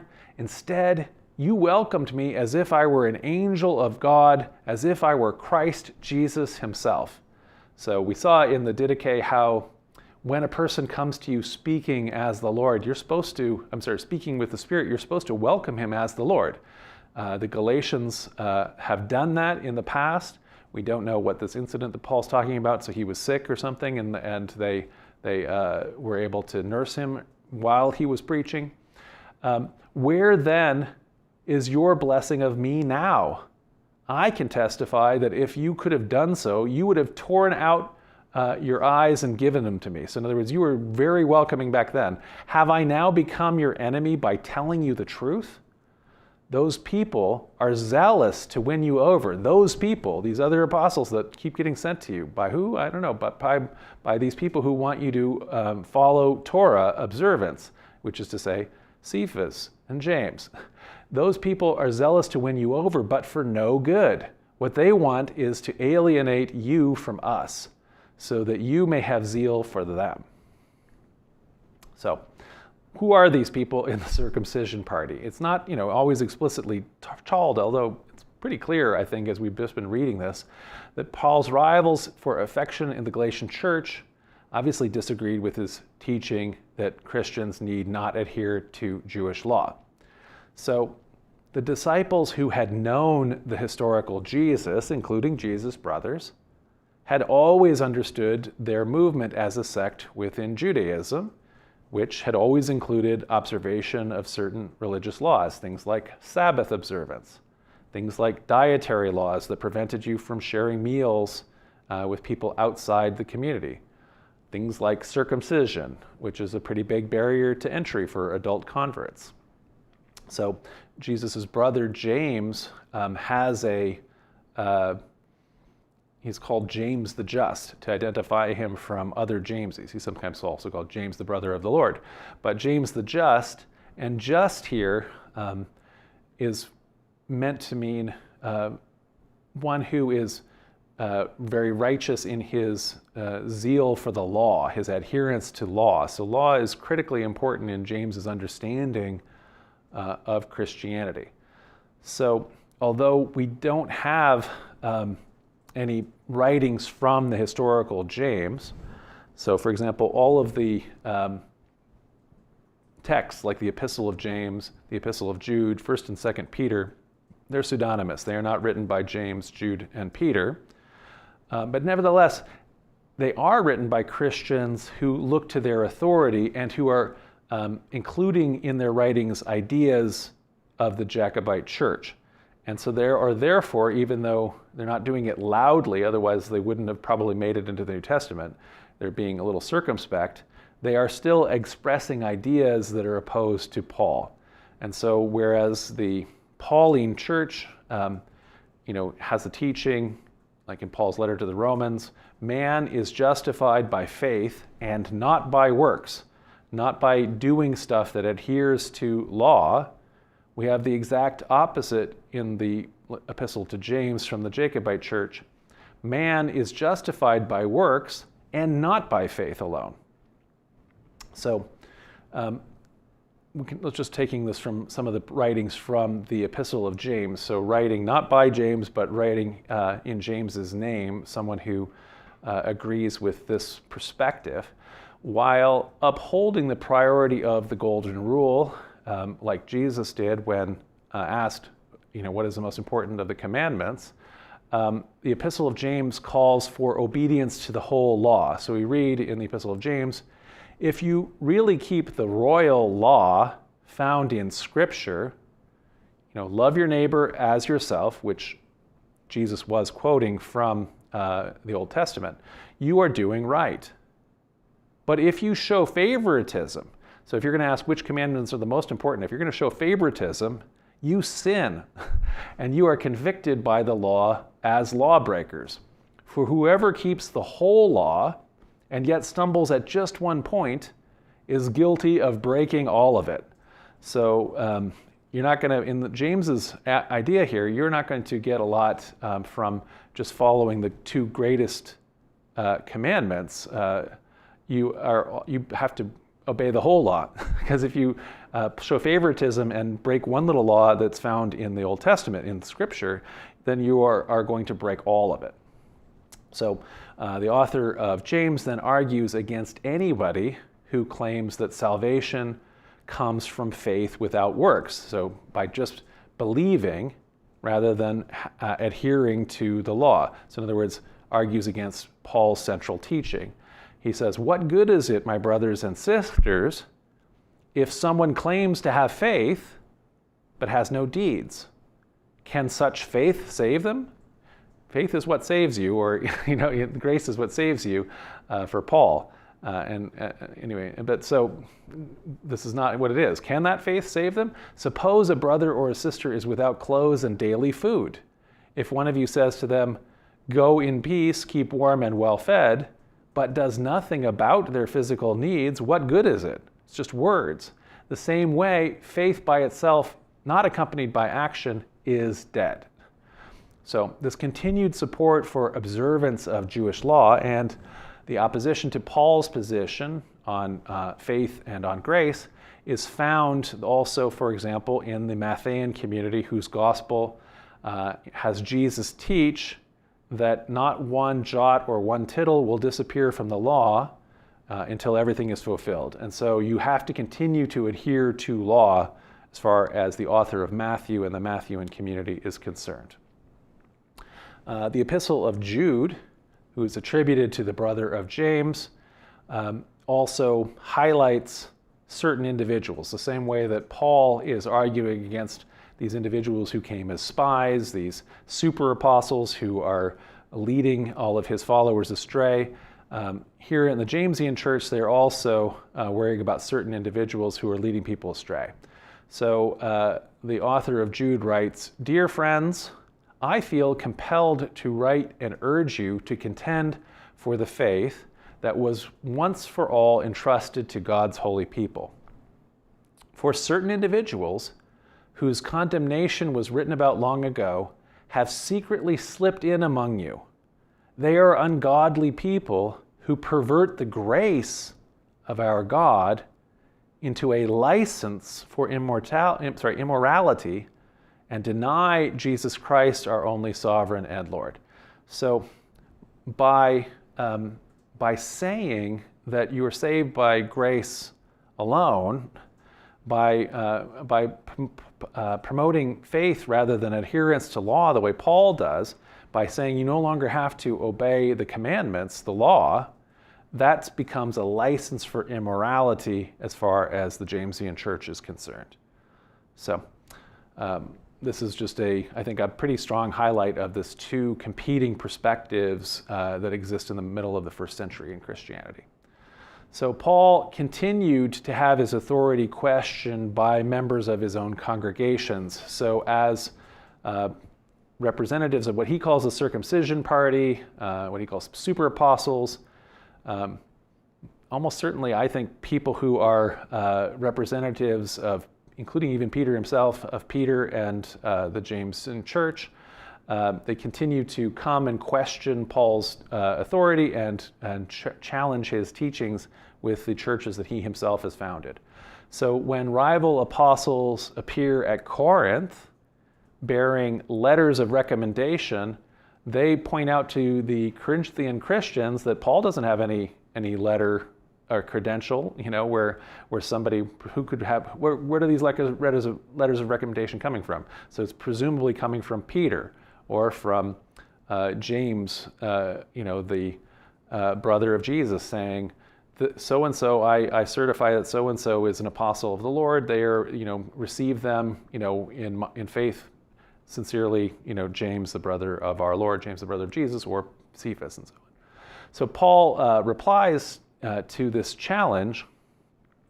Do we need, me, Paul, do I need, like some people, like some of these other apostles that you're meeting, do we need letters of recommendation to you or from you? You yourselves, you Corinthians, this church that I planted, you are our letter. You're our letter that's written on our hearts, known and read by everyone. You should know that you are a letter from Christ. You are the result of our ministry, written not with ink, but with the Spirit of the living God, not on tablets of stone. See, he's against the law, tablets of stone, but on tablets of the human heart. So Paul, again, is trying to argue his case here with his own church against people who are arguing in favor of adherence to law and now have backed their authority up by having letters of recommendation. So after all of these losses of community after community in these authority battles, Paul essentially has one last hope for reconciling with James and the Jerusalem church. Like he said in his letter to the Galatians, only that he remember the poor of Jerusalem. And so Paul begins taking up a very large collection from all the Pauline churches in Macedonia and Greece, where members there contribute alms for the poor of Jerusalem, which he has ultimately decided to deliver personally, as he explains to the Corinthians. So we want to avoid any criticism of the way we administer this liberal gift. So I'm collecting all of this from you. We thank you for a charity. The Macedonians have given us a lot. We hope you will too. We are taking pains to do what is right, not only in the eyes of the Lord, but also in the eyes of man. Therefore, show these men the proof of your love and the reason for our pride in you, so that the churches can see it. So he wants these men, these other leaders, and the churches to see that we're all brothers here in one faith, and you, the churches that I've planted, are prepared to liberally give alms in support of the Jamesian church. So as he's making preparations for a conciliatory offering for James and the Jerusalem church, Paul decides, yet once again, though, he's going to have to surrender the field. He's going to leave Macedonia and Greece and start over once again.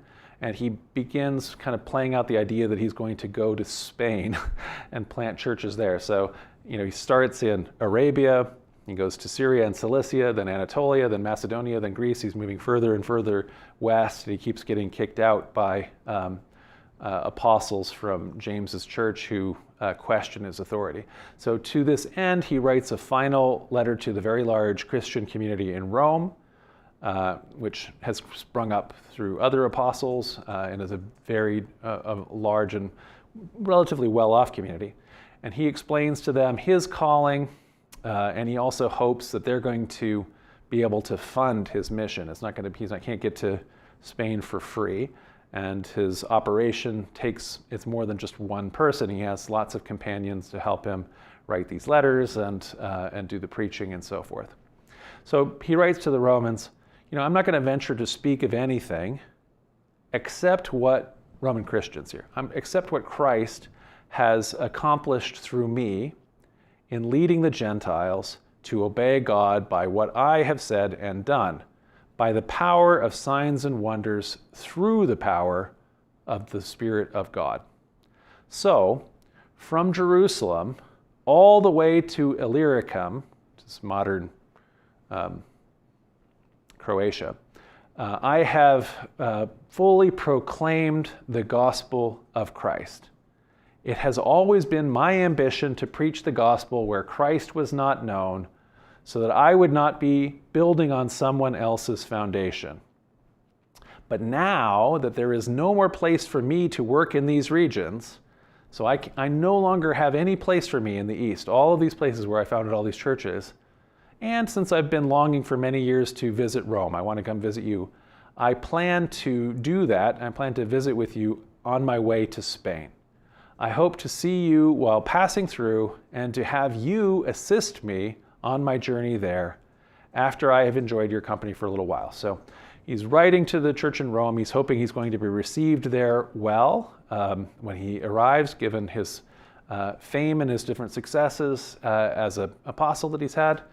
And then also, hopefully, they're going to see fit to take up a collection so that he can begin his operation over again, planting churches in Spain. Now, however, he tells them, I am on my way to Jerusalem in the service of the Lord's people there. For Macedonia and Achaia, Macedonia and Greece, were pleased to make a contribution for the poor among the Lord's people in Jerusalem. They were pleased to do it, and indeed they owe it to them. For if the Gentiles have shared in the Jews' spiritual blessings, they owe it to the Jews to share with them in their material blessings. So after I've completed this task and have made sure that they've received this contribution, I will go to Spain and I will visit you on the way. So Paul is hoping that he can maybe reconcile with James by this last gesture, right? So there's all these Jewish Christians that have been so negative to Paul, the original apostles who are of Jesus, who don't really recognize Paul, but Paul has promised them that there's a point in having all of these Gentile Christian churches, and indeed maybe part of the point is going to be that they can provide some material support to the very poor group, calls himself deliberately poor, of Jerusalem, but can't take up alms in that kind of way. Paul will come with those alms and deliver that, and he's also going to cede all of Greece and Macedonia and Anatolia, and he's going to leave again and go away and plant churches some other place. So maybe that will make peace finally with James. However, and we don't have from Paul any more writings after that, but according to the narrative in Acts, in Acts 21, when Paul does arrive in Jerusalem and meets with James and all of the elders of the Jerusalem church. And while Paul is there, they advise that Paul and his companions should go through the Jewish purification rites over the course of 7 days in order to be able to enter the temple, because obviously they haven't been obeying Jewish law. That's part of Paul's whole thing. And for them to actually be part of the Jewish community and be able to be in the Jewish temple, they need to go through purification rituals. So when the 7 days of those purification rites are nearly over, some Jews from the province of Asia saw Paul at the temple, and they stirred up the whole crowd, and they seized him, shouting, "Fellow Israelites, help us. This is the man who teaches everyone everywhere against our people and against our law and this place. And besides, he has brought Greeks into the temple and defiled this holy place." And so, because for the other sects of Judaism, adherence to Jewish law is essential for being allowed to be in the precinct of the temple, the fact that this is a trap essentially for Paul. And so according to Acts, Paul is imprisoned, and he's tried several times before local Roman officials in Judea before appealing his case to Rome, which he's able to do as a Roman citizen, which he is according to the book of Acts. So en route, he is shipwrecked on the island of Malta, but then he's able to make his way to Italy and ultimately to Rome, where he's kept under house arrest but is able to preach under guard. The text of Acts really bizarrely ends abruptly without explaining his fate. You would think that it would go on a little further and explain like a martyrdom story for Paul, but for some reason we don't have that. We don't have the martyrdom story for any of them. I mean, we would presumably, I would want to end the story with Paul, James, and ultimately Peter all getting martyred, but that doesn't happen in their story. So we have to therefore rely on tradition at this point, and so Paul, according to tradition, is martyred outside of Rome. There is a big ancient basilica called St. Paul outside of the walls, which is the traditional burial place of Paul. So Paul, at that point, may have thought, like I said at the beginning of this, that his preaching, everything that he'd done, had been in vain. He had brought a lot of people into Christianity, but it did look like he had lost out to the circumcision party, to people who had the opposite formulation, the opposite idea about theology from the high Christology that Paul was preaching. However, very rapidly, from the very height of influence at the end of Paul's life, the Jacobite church very quickly declines. And so James, the brother of Jesus, is himself executed maybe around the year 62, so just a couple years later. And Jerusalem itself is destroyed just a few years after that.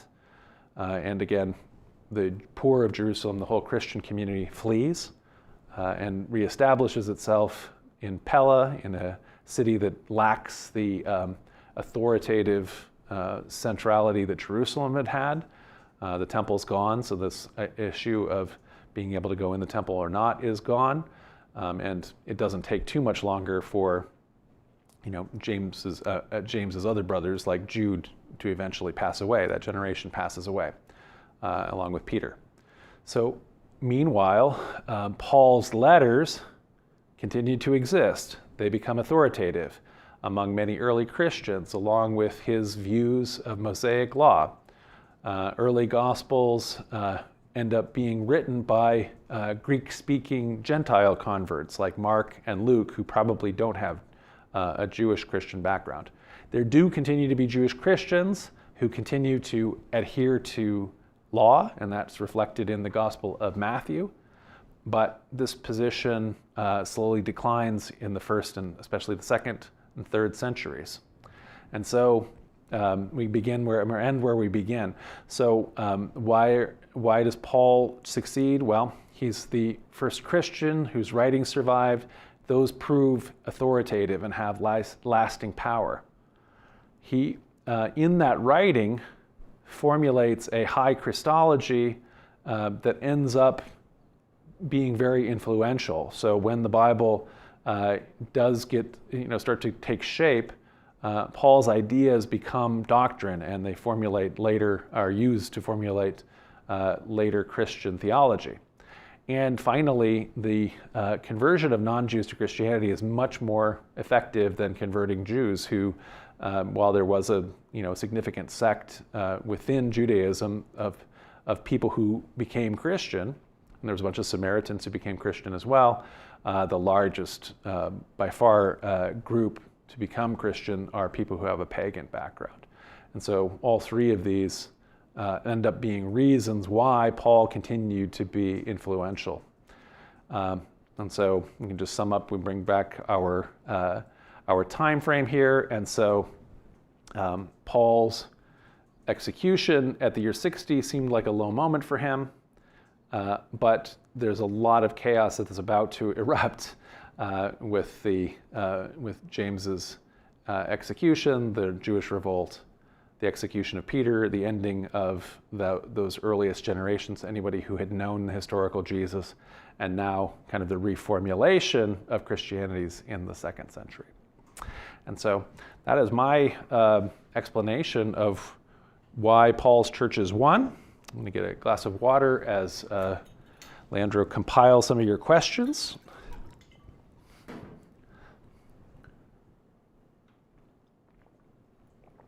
So I want to thank some January PayPal contributors.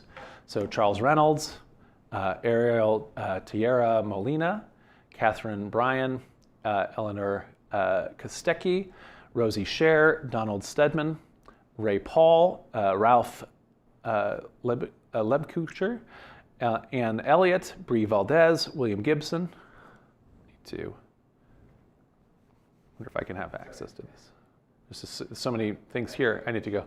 So today's, and then we also have,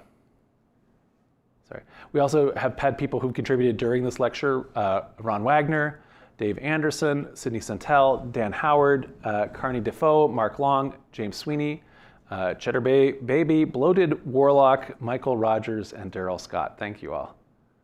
I can move this cue now, Leandro. So here are some questions. Julie Bazuski asks, can you briefly explain which of Paul's epistles are considered genuine by most historians? So I put a whole chart in. I think you asked this before we got to the chart in that about which are the ones that are the ones that are considered the most anyway. The ones that are everyone agrees are genuine, the ones that people go either way on, and the ones that most scholars think are written after Paul's death because they include ideas that are later developed. So, Ron Wagner asks, is there a book on how all the apostles died? So, I don't know of a particular book. I'm sure there is, but what I would just say, we had a whole lecture on all of the apostles and the historic apostles. Ron, you might want to go back to it. And all of the answers are legendary. So we do not have any. I don't think we have any good historical, contemporary or any kind of narrative about any of the end of any of the apostles. So, including Paul. so it's Paul is maybe the most likely to actually have made it to Rome and be there. I mean, there's a tradition that Peter did, and I don't think that tradition is very good or very likely. I think almost all of the others, the best, I guess, is James, the brother of Jesus, who does not make it on the apostle list according to the 12 apostles, but we actually have a narration of how he dies according to Josephus. He gets stoned stoned by a group of non-Jewish Christians in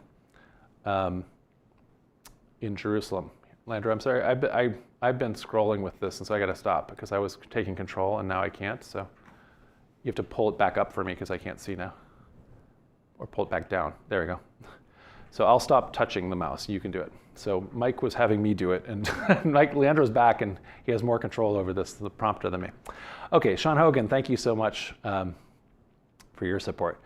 Jan Gunst says, what's the difference between first century synagogues that John is referring to, that I'm referring to, I think you mean, and to the temple?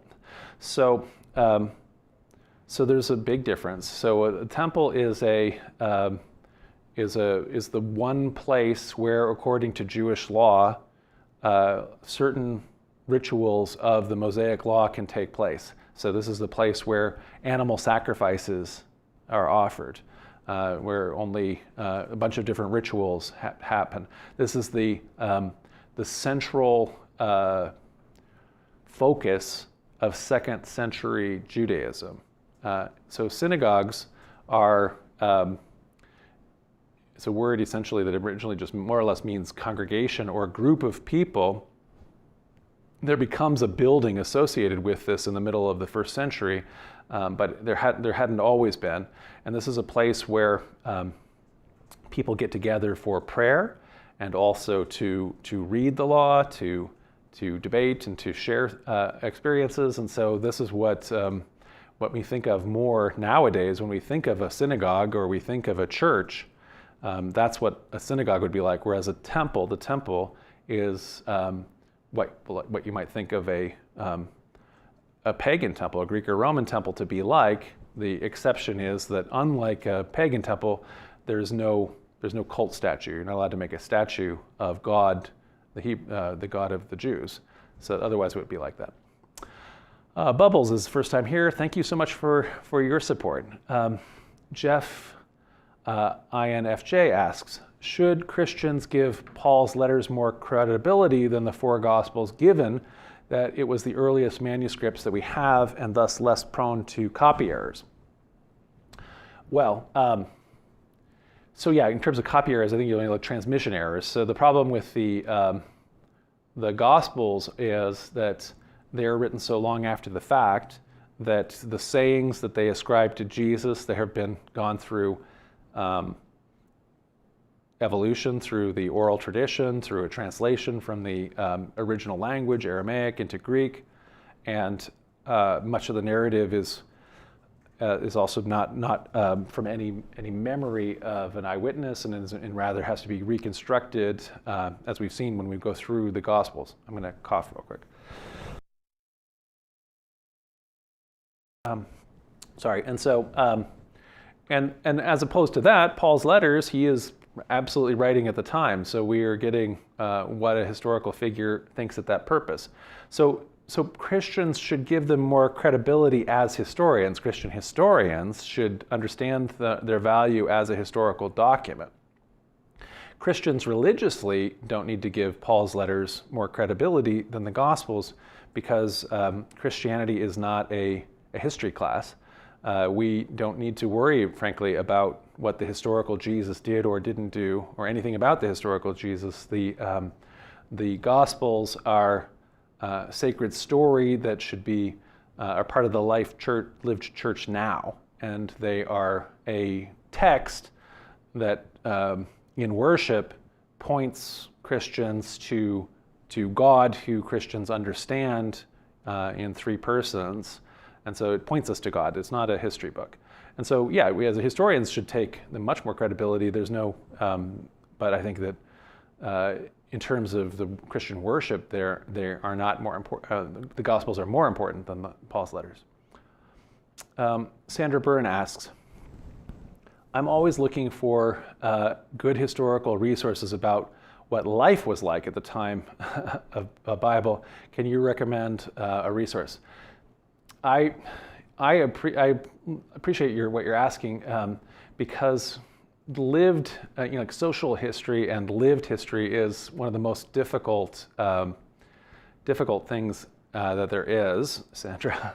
More or less, it's something that historians almost weren't concerned about at all a century ago, and it is something that people have focused on recently.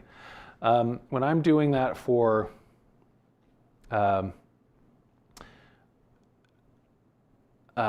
Jesus, a resource that I go to is there's a 5-volume series called A Marginal Jew, and it just has so much information that you're able to, that includes a lot of this context information. And I know you're at church headquarters. I'm sure they have all 5 volumes of that, at the library there. And so that there's a bunch of resources but I don't.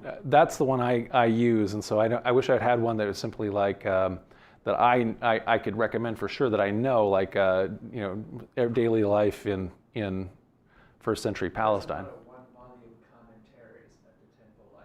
There's a lot of one-volume commentaries, but they're not only talking about everyday life. So they might be in there, but there's so much information in this that includes all the daily life. That's what I mean to say. So Michael Rogers, thank you for your support. Michael Luce asks, if Paul was a Roman citizen, shouldn't we have his tria nomina? So Romans, especially from a noble Roman family, will have a triple name, like Michael is saying here, where like your Gaius Julius Caesar, where you have your praenomen Gaius, and so there's only about a handful of those, like Marcus, Sextus, and so on. Those are just a couple names.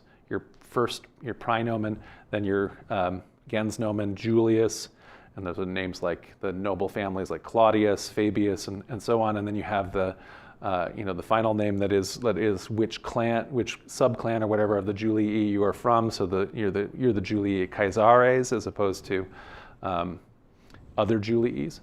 No, they don't. All Romans and all Roman citizens wouldn't have those, and so Paul wouldn't necessarily have one. So the way you would have he would have adopted that would be like if, for example, you got your citizenship the way Josephus did, by essentially being part of having a patron like the emperor, the Flavians, adopt you, then that his name becomes Flavius Josephus.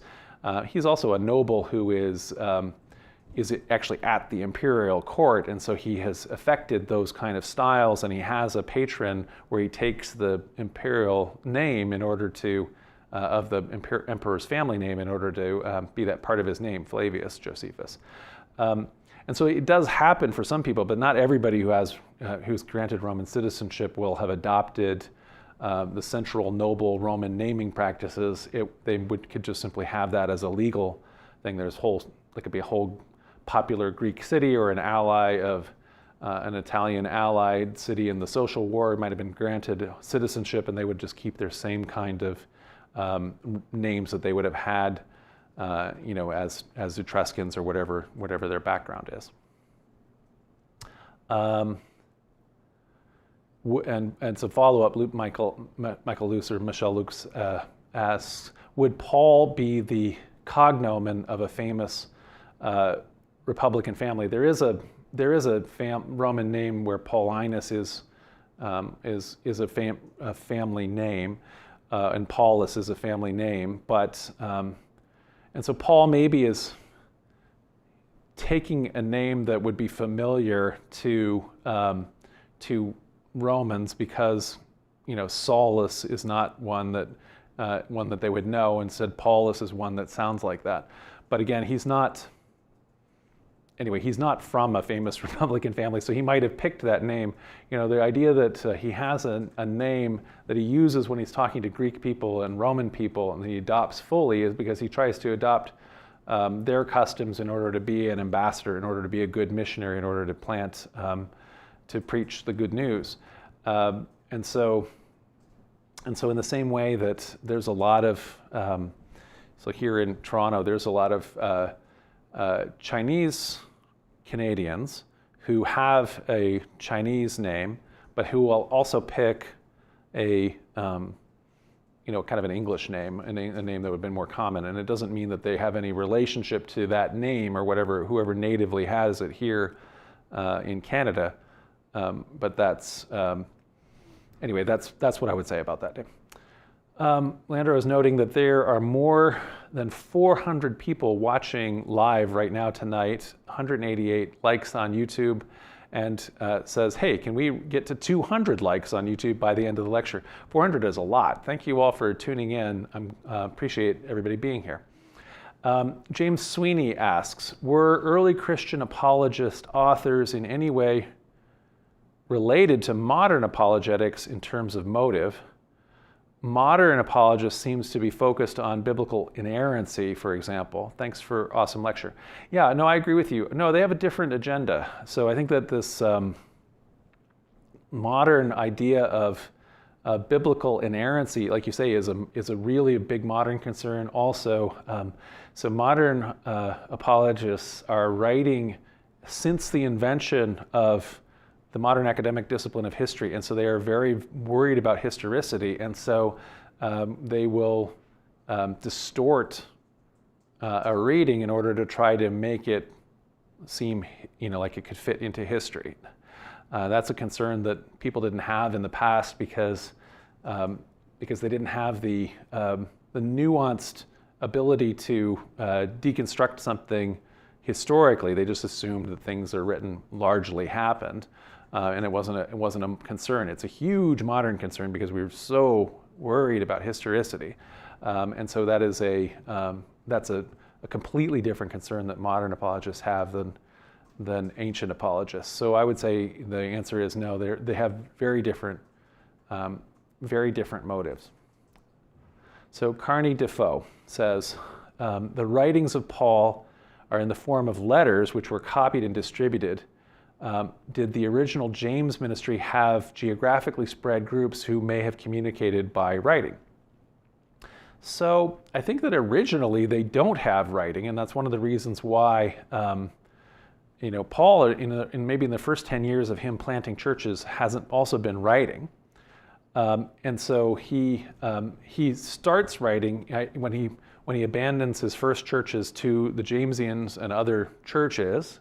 So he no longer is going to be in Antioch and Syria and Cilicia, and he instead starts planting churches across Anatolia and into Macedonia and Greece. And now, as he's doing that, in order to keep tabs on the different churches as rivals are spreading alternate teaching within his churches, he's writing them letters. And that ends up being an innovation that he has, I think, for his particular circumstances. So I think the original ministry in the Jamesian church is more like what we're reading about when I read you those whole long texts about people, apostles and prophets going out, speaking in the Spirit, begging, being put up, staying for 2 days, continuing on, and traveling. And so these are people who are preaching by the Spirit in little groups, and they're just constantly traveling around, and they're doing it orally, preaching by the Spirit. And I think that that's how they are largely all operating at first, which is why we don't have any early writings in Aramaic, which is their original language. And so it's only later, after people are reacting to the fact that Paul's churches have these authoritative writings, that they're like, well, we got to get some writings too. And so they actually are doing it in Greek. So James and Jude and 1st and 2nd Peter, and probably also the Apocalypse of John is also very influenced by kind of a Jamesian perspective. Those texts, which are probably from that group, they're still written in Greek. And so I think what's happening is they're reacting to the fact that those exist in these Greek-speaking churches that are more Paul-like, and so it's only later that anybody's worried about that in Aramaic and start translating Greek texts into Aramaic, which is anyway an interesting reversal of getting it back into the original language. Okay, Leandro says there's 226 likes after that cloud out, so I thank you. And go ahead, let's keep them coming. Brian Bunyan says, where are these traditions written down or passed down? So for example, that the idea that Luke is a physician. So Luke is called a physician in one of the later letters in the New Testament attributed to Paul. So the name, there's a historical Luke who's a companion of Paul that's mentioned. Paul mentions a bunch of the different companions that are with him, like Barnabas and Luke and Titus and all these people. Then there's later writings where Pauline Christians are writing in Paul's name, and they talk more about those companions often, and they add different traditions. And one of those later letters identifies Luke as a physician.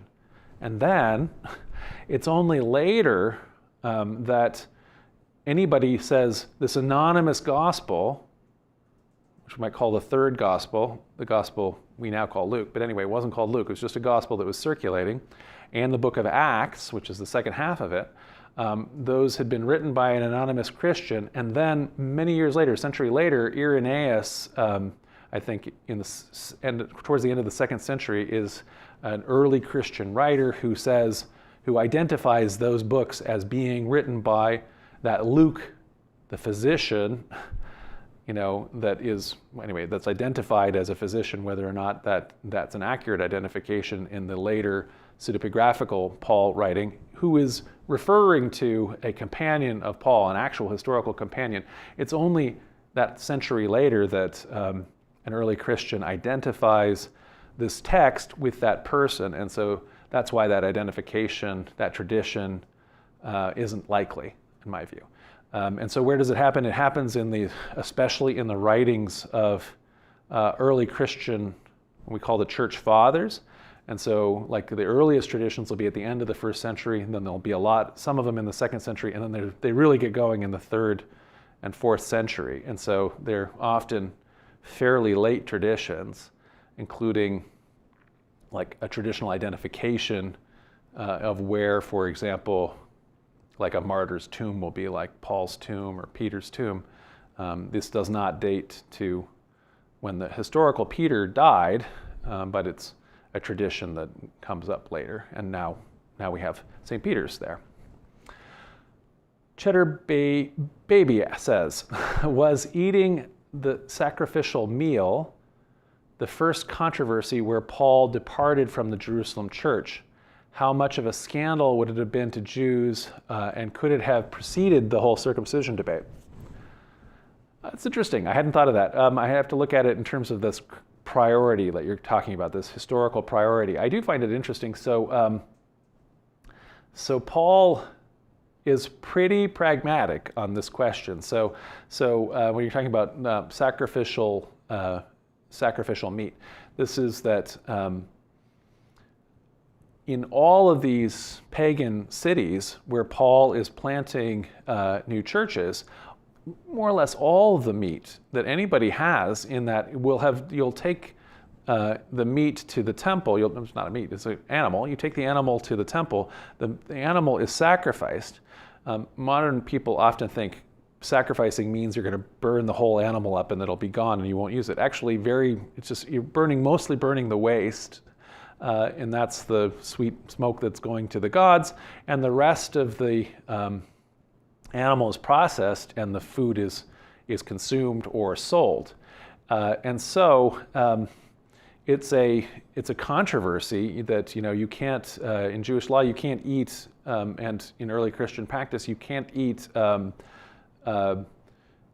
meat that is part of a pagan sacrifice, because the implication of it is that you are then crediting the belief in those gods. And Christians are actually trying to make a big point of saying, those gods are not gods. Your gods have a little g god. They don't exist. There's only one God. But as you point out, Cheddar here points out, Paul, when is asked about it, says, well, here's what I say to do. If you go to somebody's house and they're serving you meat, and even if we're trying not to eat pagan sacrificial meat, if you don't ask them about it, they're giving you hospitality. It's none of your business. Now, if after you start eating it, they say, "Oh, I got you. This is a pagan sacrifice," then don't eat it anymore. In other words, but don't go around and ask about it. Essentially, so it's okay. We don't have to ask questions about where this meat came from. So I do think that that's another place where Paul is flexible and thinking essentially that the point here is more important than literal obligation of what you're doing. The spirit of the rule here. Mathilde Huisman, thank you for your contribution. And Matilda says, thank you so much for the lectures. I listen to them all the time. I've learned a lot. It's very valuable for my faith as well. Very happy to hear it. JB says, in the New Testament, Jesus implies Peter will lead his church, yet Peter seems to be a relatively minor leader relative to Paul, James, and even John. Why do we have this tradition of Peter as a founder? So where that happens, JB, is in the Gospel of Matthew. So we have in the Gospel of Matthew a phrase where Jesus says to his disciple, Simon, he says, Simon, and I'm going to give you a nickname. I'm going to change your name. Thou art Peter, which is, or as I was reading it in the Aramaic, I was reading the English of the Aramaic, so I've been saying Cephas, but that's not how it's pronounced in Aramaic. It's like Kephas or something. But anyway, his name would have been Kephas or Cephas. He's giving him a nickname which means rock. I'm going to call you Rocky, because according to Matthew, upon this rock I will build my church. I'm going to give you the keys, and what you seal in earth will be sealed in heaven. That is very important to papal claims that Peter is the leader of the church after Jesus' resurrection. But it is not multiply attested. It's only in the Matthean group. It's only in Matthew's gospel that we have that. And so Matthew's group clearly looked to Peter as the authority, but different early Christian groups elevated different leaders as their authority. Some of them looked to John, some of them looked to Paul, some of them looked to Mark, even Mary Magdalene, Thomas, other leaders. And so we're getting a scripture from a community that elevates Peter, and that which is later, and that implies that Peter is a really important leader. Peter probably was a very important leader because Paul is actually talking about him a lot, even though he's clearly antagonistic to him and is a rival with him. So Peter probably is a very important leader, along with James, the brother of Jesus, and also John. But unfortunately, we just don't have more books of Acts. One of the things that would be really nice to have is, we have 4, really with Thomas, 5 very early Gospels. And it would be really nice if we had 3 or 4 or 5 early Acts books that are talking about the spread of early Christianity early on from different perspectives. Then we would have so much better idea of all of this. I just had to kind of draw all those circles for you and say, there's lots of diversity here. We just can't identify it all because we don't have these other texts. Donnie Lee Gringo in Brazil, thank you for your support.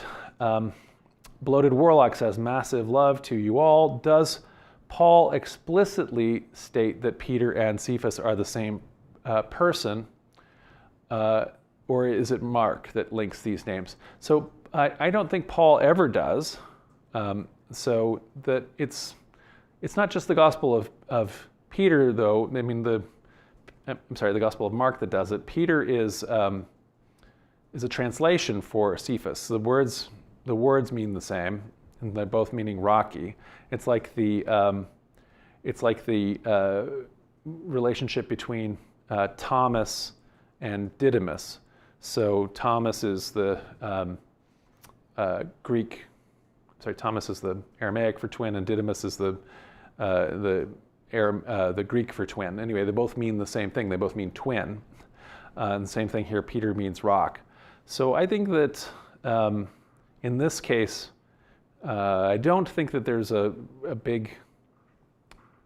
I don't think anybody's making the scholarly case that Peter and Cephas are 2 different people. I think that this is identified as the same person, who's also identified by the name Simon or Simeon.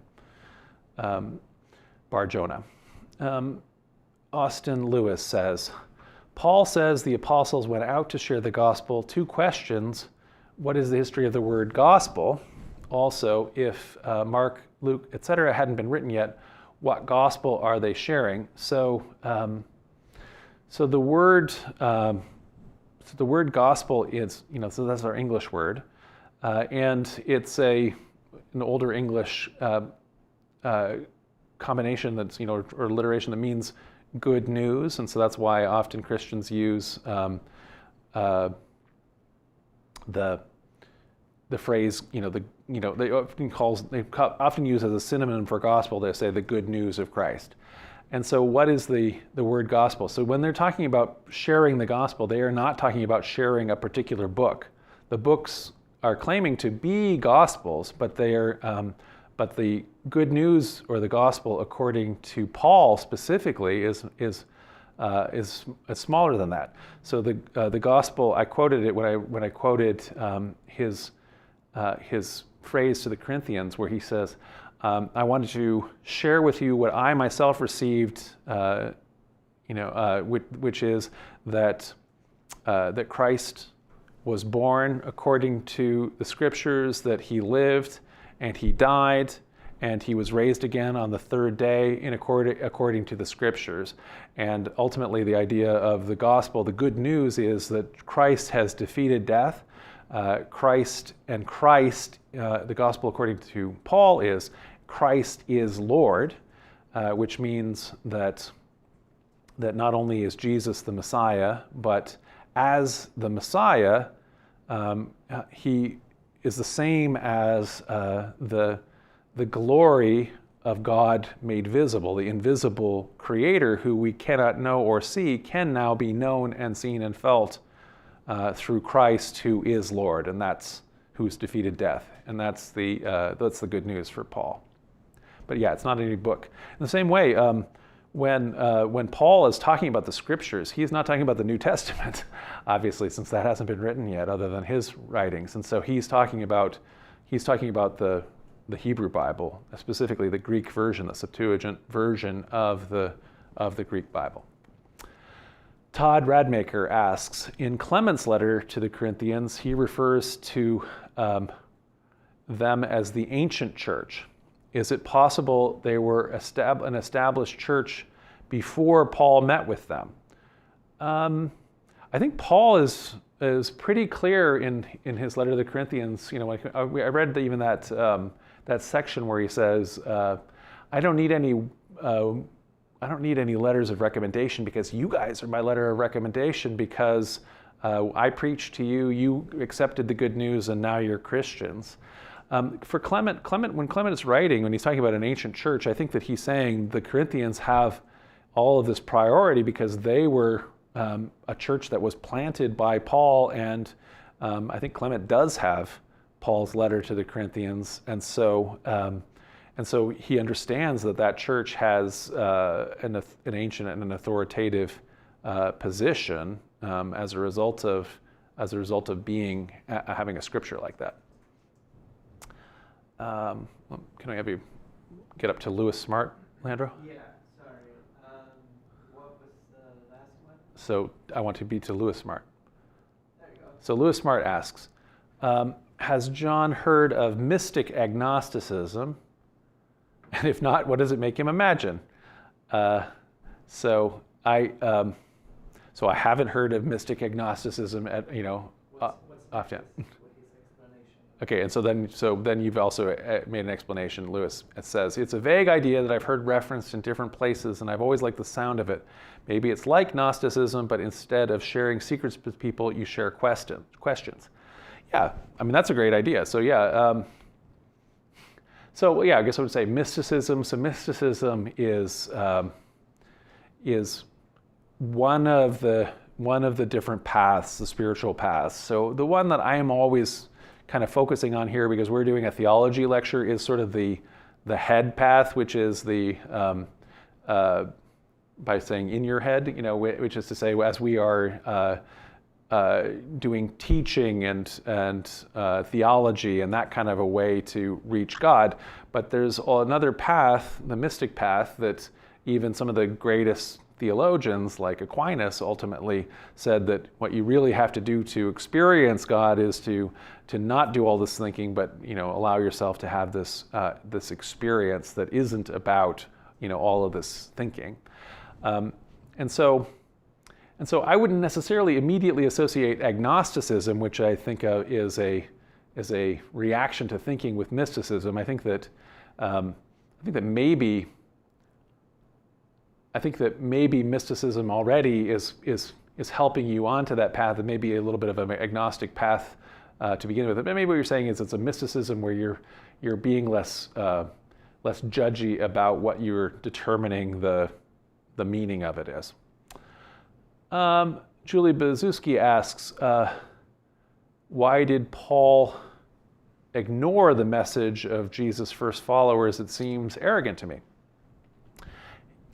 So Paul, in his own explanation of it, he very much feels that the spiritual experience that he had, what the author of Acts calls the road to Damascus moment, this moment where he had a personal revelation and a feeling that he was called directly from Christ, that gave him that gave him the license that he needed. In other words, that's what the calling was to him. He doesn't want to be beholden to any humans or listening to people. He wants to feel directly from the Spirit, from the risen Christ. And he does act a lot of arrogant, I think, in a lot of these. But his answer to the charge of arrogance is that he'll always say, "Look, nothing of this is coming from me. It's coming from I'm a nobody. I'm the least of these guys. You can see that I'm neither handsome or tall. I'm bald or all these kind of things. I am not I'm the weakest tool, and yet Jesus is working through me. The risen Christ is working through me in order to show you that it's only about Christ." And so he does a good job of constantly saying, it's not me, it's Christ. And so, and the one thing that I do think in terms of the, he's always, maybe it's a necessity, but he's actually also always willing to say, okay, rather than sit around and I'm upset with you, you stupid Galatians, you foolish Galatians, but I'm prepared to start over again, rather than have to sit around and fight. So I think that that's at least a constructive response instead of the conflict. He wants to have a positive response. Scott Soykin, thank you so much for your support. Michael Rogers asks, Paul has views that some say contradict Jesus' teachings, although he and apostles taught without gospels outside Torah. Do you think his intentions were pure? Also, Paul seems overqualified to be a mere tent maker. So Paul talks about being a tent maker in order to, kind of justify how he's, earning his own living, and so that he is not, doing that thing where apostles sponge off of the followers by staying in one place too long. And so in that sense, he is expressing humility. But yeah, he definitely has to be a scribe, to actually have scribes who are part of a literary operation where he is either writing or dictating and letters are being written and actually sent and copied. This is higher than the class level that Jesus had been operating at. So he is in a different educational and social class in terms of the economic capacity to do some of those things.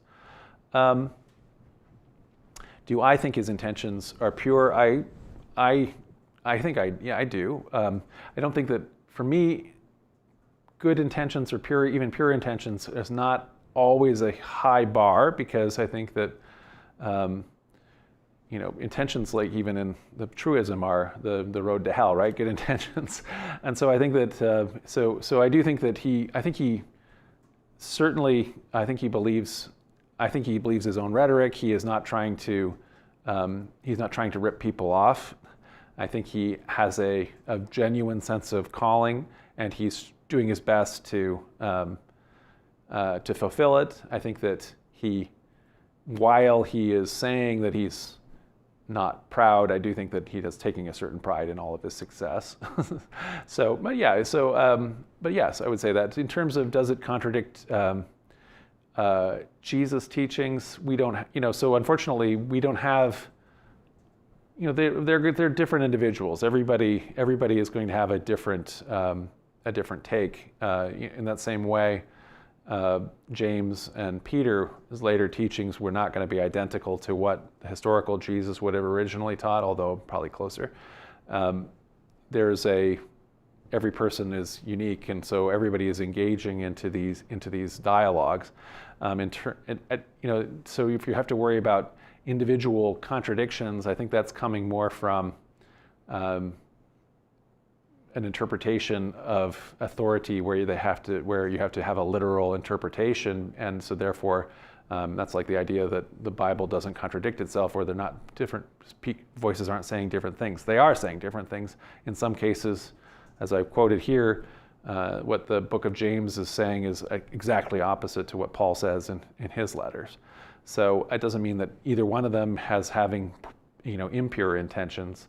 But rather they are interpreting their own human response to revelation, which has to be framed within their own limitations as human beings. Daryl Scott says, did Paul believe the end of the world was imminent like most other Christians? Yes.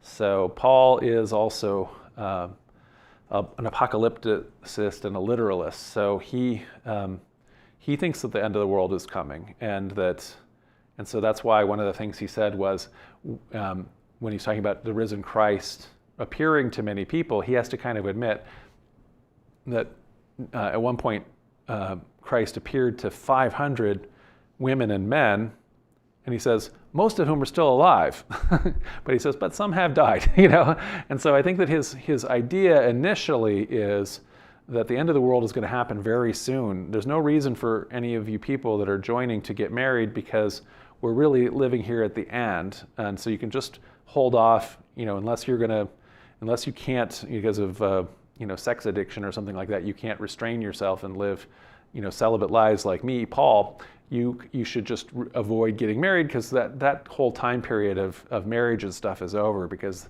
the end is about to happen. The fact that Christ has risen shows that we're at the end, and that's his understanding of it. So he obviously was incorrect about that. Sean Hogan asks, Paul is a Christian, say 14 years before any letters, or 15. Perusia is an eminent in the early letters, less so later. His theological arguments mature and adapt throughout. What happened to Paul circa 50? Well, so like you say, the problem here for us is, so we can, when we order the letters, and we have to kind of order them based, right now in the Bible, they're ordered based on length.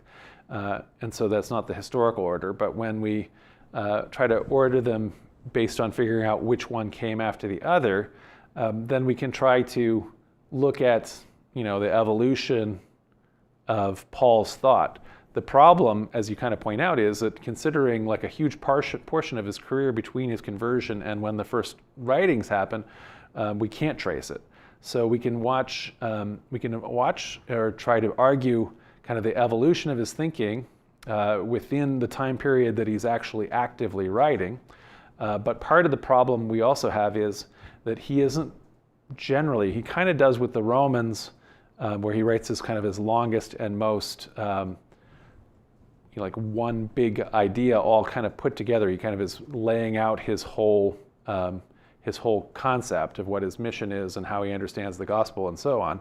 But in a lot of the other writings, he's writing about specific issues, and he's writing shorter things. And so even if he isn't talking about some of the things in later letters or little letters that he talked about earlier, it doesn't necessarily mean that he has stopped worrying about it or thinking about it, but maybe he's not just caring about that for this particular church that he's writing to. So it is a little bit of a, we can only tell so much, but it is an interesting thing to look at that development. Lander tells me there's now 425 live views at present, 261 likes, and so Lander says we can probably get to 300 live views before the stream ends. So I appreciate all of these likes, and I appreciate that so many people on live right now. This is really wonderful. Gustavo Lopez Aguado asks a similar question. Does the style of his letters change as he realizes he's getting old and the end hasn't come? That is interesting. I need to spend more time. I like these questions. I think you guys have both come up with a really good follow-up lecture to this Paul lecture. Paul is such an important figure that we can't just have one. So I think another one very well could be, like the development of Paul's thoughts. And I can tell you from just experiencing other apocalyptic literalists, a lot of times when they think it's going to happen right away, they're like you say, they have their thoughts, and then over time they're like, oh, well, okay, this is taking longer than we thought, and so now, and once actually it takes a little longer, then they tend to actually push out what their expectations of when it's going to come. So when they start being apocalypticists, they usually think the end is nigh. It's going to be here in a couple years, 2 or 3 years. Then it doesn't happen. Well, now maybe it's 10 years away. And so that would be the normal thing I have seen in other apocalyptic movements. And so it'd be interesting to see if that kind of holds out at all in Paul as well. So we should look at a development of Paul's thinking as a future lecture. Michael Rogers says, do you think James's church believed that Jesus died, or did they lean more Islamic style that Jesus seems to die and then laughs at another's death? And so, no, James's church, I think, did believe that Jesus died. James's church is specifically like people who knew Jesus, including his own brother and his apostles that existed at historic Jesus' life. They may not have anybody witnessed Jesus' death because they might have all abandoned him and fled, so they didn't get arrested and things like that at the time. But I think they did definitely believe that he died. In terms of the Islamic view, as you're talking about it, this is the Gnostic view as well. There is a Docetist view. So there is an early Christianity that emerges. It would be a different group, which is essentially rejecting the humanity of Jesus. So it's an even, let's say, maybe even a higher Christology. It's a Christology where Christ is God and only ever seems to be wherever seems to be human. And so, like you say, he laughs when the centurions are essentially tricked into thinking that they have actually executed anybody when it's not the real Christ that has been executed. It's a trick. So no, not James's church, but other early Christians did think that, yes, and which idea was passed on to Islam. Andy Burke, thank you for your support. Mustafa says, how popular was Judaism outside Jerusalem? It seems impossible for Paul to proselytize abroad without at least having some strong, somewhat popular Jewish diaspora abroad. Why would anybody listen to him? So yes, there's a huge diaspora community, Mustafa. So it's the diaspora community is much bigger than the community in Jerusalem, in Judea even. So the biggest Jewish community will be in Alexandria, Egypt.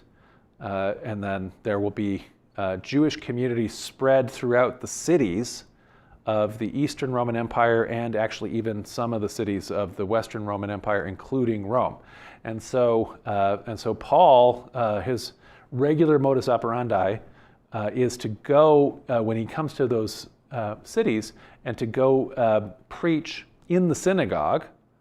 In the synagogue, he doesn't get very many converts from the Jewish population, but the synagogues usually are also a place where what we call these God-fearing Gentiles, people who have a Greek-speaking pagan background who have become interested in Jewish monotheism, Jewish scriptures, and that kind of thing, and they are easy converts. And so those become the core, apparently, for Paul's early churches that he founds.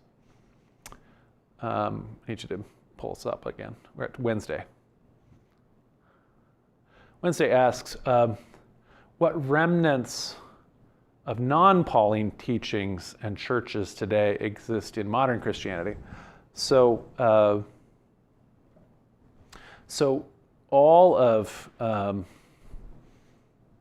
Christian churches, largely, almost all of them, are actually descended from the Nicene Roman Christian church. And so that's going to include all Orthodox churches, Catholic, and all Protestant churches, and all of the modern post-Protestant churches. So those all have come historically through Nicene Roman Christianity. The exceptions of that are the Armenian church, and then especially to some extent the Coptic church, the Syrian church, the churches of the East, the Ethiopian church. So some of those have they're not entirely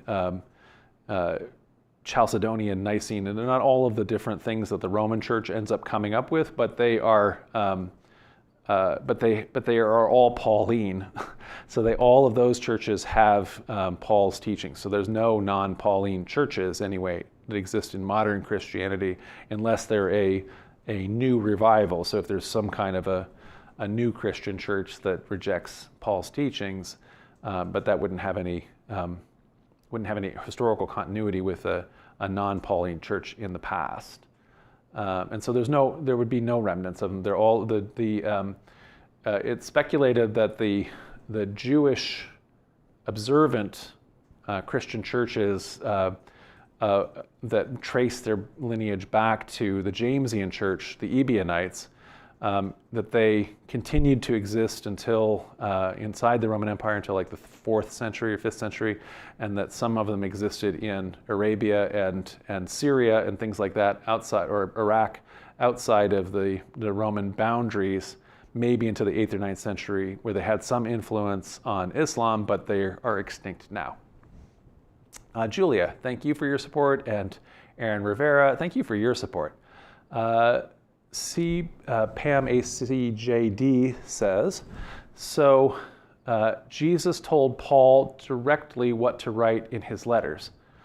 Well, so we're talking about Jesus when we're saying the risen Christ. So Paul feels that he has a calling and a testimony of what he's supposed to preach, what the good news is, and I think that's generally an understanding of like principles. He calls in a couple places different actions that he takes a response to revelation.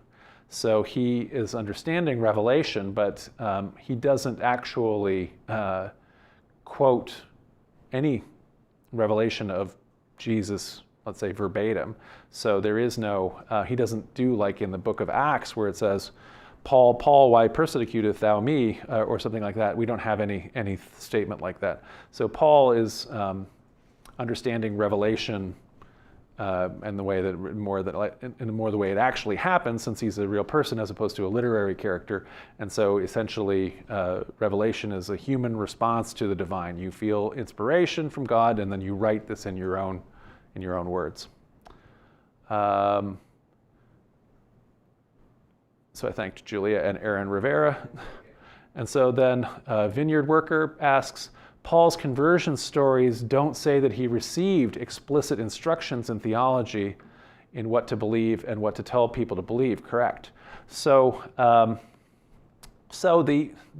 one in the third one in Acts says we read it out loud. It says that you're supposed to go to the Gentiles, and I'm going to I'm going to be a tool. You're going to be my tool, Christ's tool, to bring about their salvation and so on. So I think that he is told that in Acts, in an explicit instructions. But again, like we said, where is that tradition coming from? We can't say. Paul doesn't say in his own writings that he received explicit instructions in theology. So we have 458 live viewers. That is like a record, isn't it? It's pretty good for a lecture. Yeah. Okay. So only 13 more likes are needed to reach 300 likes. That's what Leandra says. 13 more likes. That's easy. Come on. Okay. 458 live viewers. Thank you all. I guess we'll keep the questions going as long as this keeps happening. Andy Burke asks, is Paul the most influential person in history? Since all current Christian faiths go back to Paul beating out Muhammad in numbers. So we're referring to this thing that I was talking about, which is this survey of historians that was on the wall of my history class in Minnesota when I was in 10th grade back in the 1980s in Minnesota. And so that group of historians had decided that yes, Christianity has more adherents and has done more for history than Islam did, despite the fact Islam obviously had an impact on Christianity, but there's more people involved in Christianity than Islam. But that the idea of it was that because Muhammad was more responsible altogether all by himself for everything that happened in Islam, that he gets more credit overall. In other words, the overall account that Islam has, Muhammad is more important within it than, and then in the slightly bigger pile over here, Christianity, that Jesus and Paul are more important. But that's their interpretation of that. So how do we say who's the most important in history? So I'd say that in terms of Christianity being the biggest religion in the world to this day, who's the more important person, Paul or Jesus? Constantine. Constantine is the most important person. That's why Christianity is as big as it is. Who's the most important thinker in Christianity in terms of person who originates ideas, Paul or Jesus? I would say Plato is the most important person. But anyway, so it's hard to say, when you're doing history, who's the most important, person in history. There's all kinds of different things that happen that have massive effects. The fact that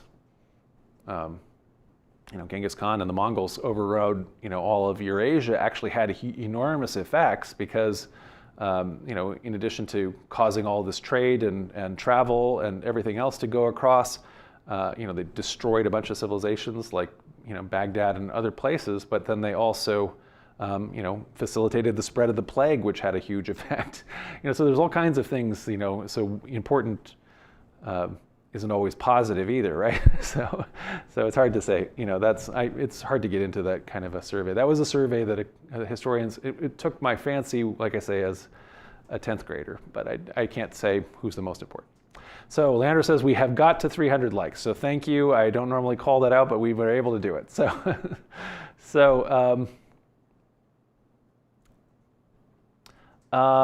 Wednesday Jones asked, would Restoration tradition churches be somewhat of Luke, since Luke authored Acts? So yeah, when the Restoration tradition of churches in Christianity, so that includes everybody from the disciples of Christ, the Christian churches, most churches that call themselves Church of Christ, and also the Latter-day Saint movement, when they got together, they were interested especially in living out the New Testament. And since the most, like I say, the main example you have of that is, in fact, from a narrative standpoint anyway, is what's going on in the book of Acts. They paid a lot of attention to Acts. But they are also very interested in Paul because Paul is also describing that time period. And so I'd say that they are interested in the whole New Testament, and anything that they could find in the New Testament that describes how early Christians are living, they adopt and use those things. But they zero in a lot, like you say, Wednesday, on the book of Acts. Julia is asking, is following Jesus' teachings an example different from following Paul's teachings an example? I'd say, yeah, they have a different emphasis. So I think that Paul has a Paul on the one hand does have an apocalyptic bent where he's really kind of concerned with an end time that's about to come, and he's very concerned about afterlife, and so salvation. And so I think that there is a big focus for that in Paul. And Paul is also, because of his rivalry that he ends up having with the circumcision party, as he calls them, the Jamesian church, he is also he formulates an idea that, that kind of fully rejects law observance, and instead, very much focuses on belief, and believing specifically that Christ is Lord, that Christ is, as we say, God made visible. So that's a big focus for Paul. That is not. That part of it especially isn't found in Jesus' teachings, and so I mean there is apocalyptic stuff that is worked into Jesus' teachings, but I think that Jesus' teachings are much more concerned with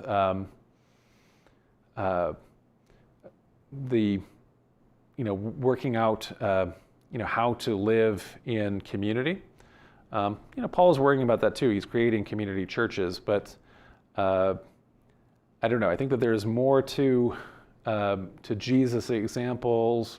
I'm trying to think about where they're more grounded maybe in, and it's still not about rigid law observation, but it's not rejecting law, but rather understanding a spiritualized understanding of law.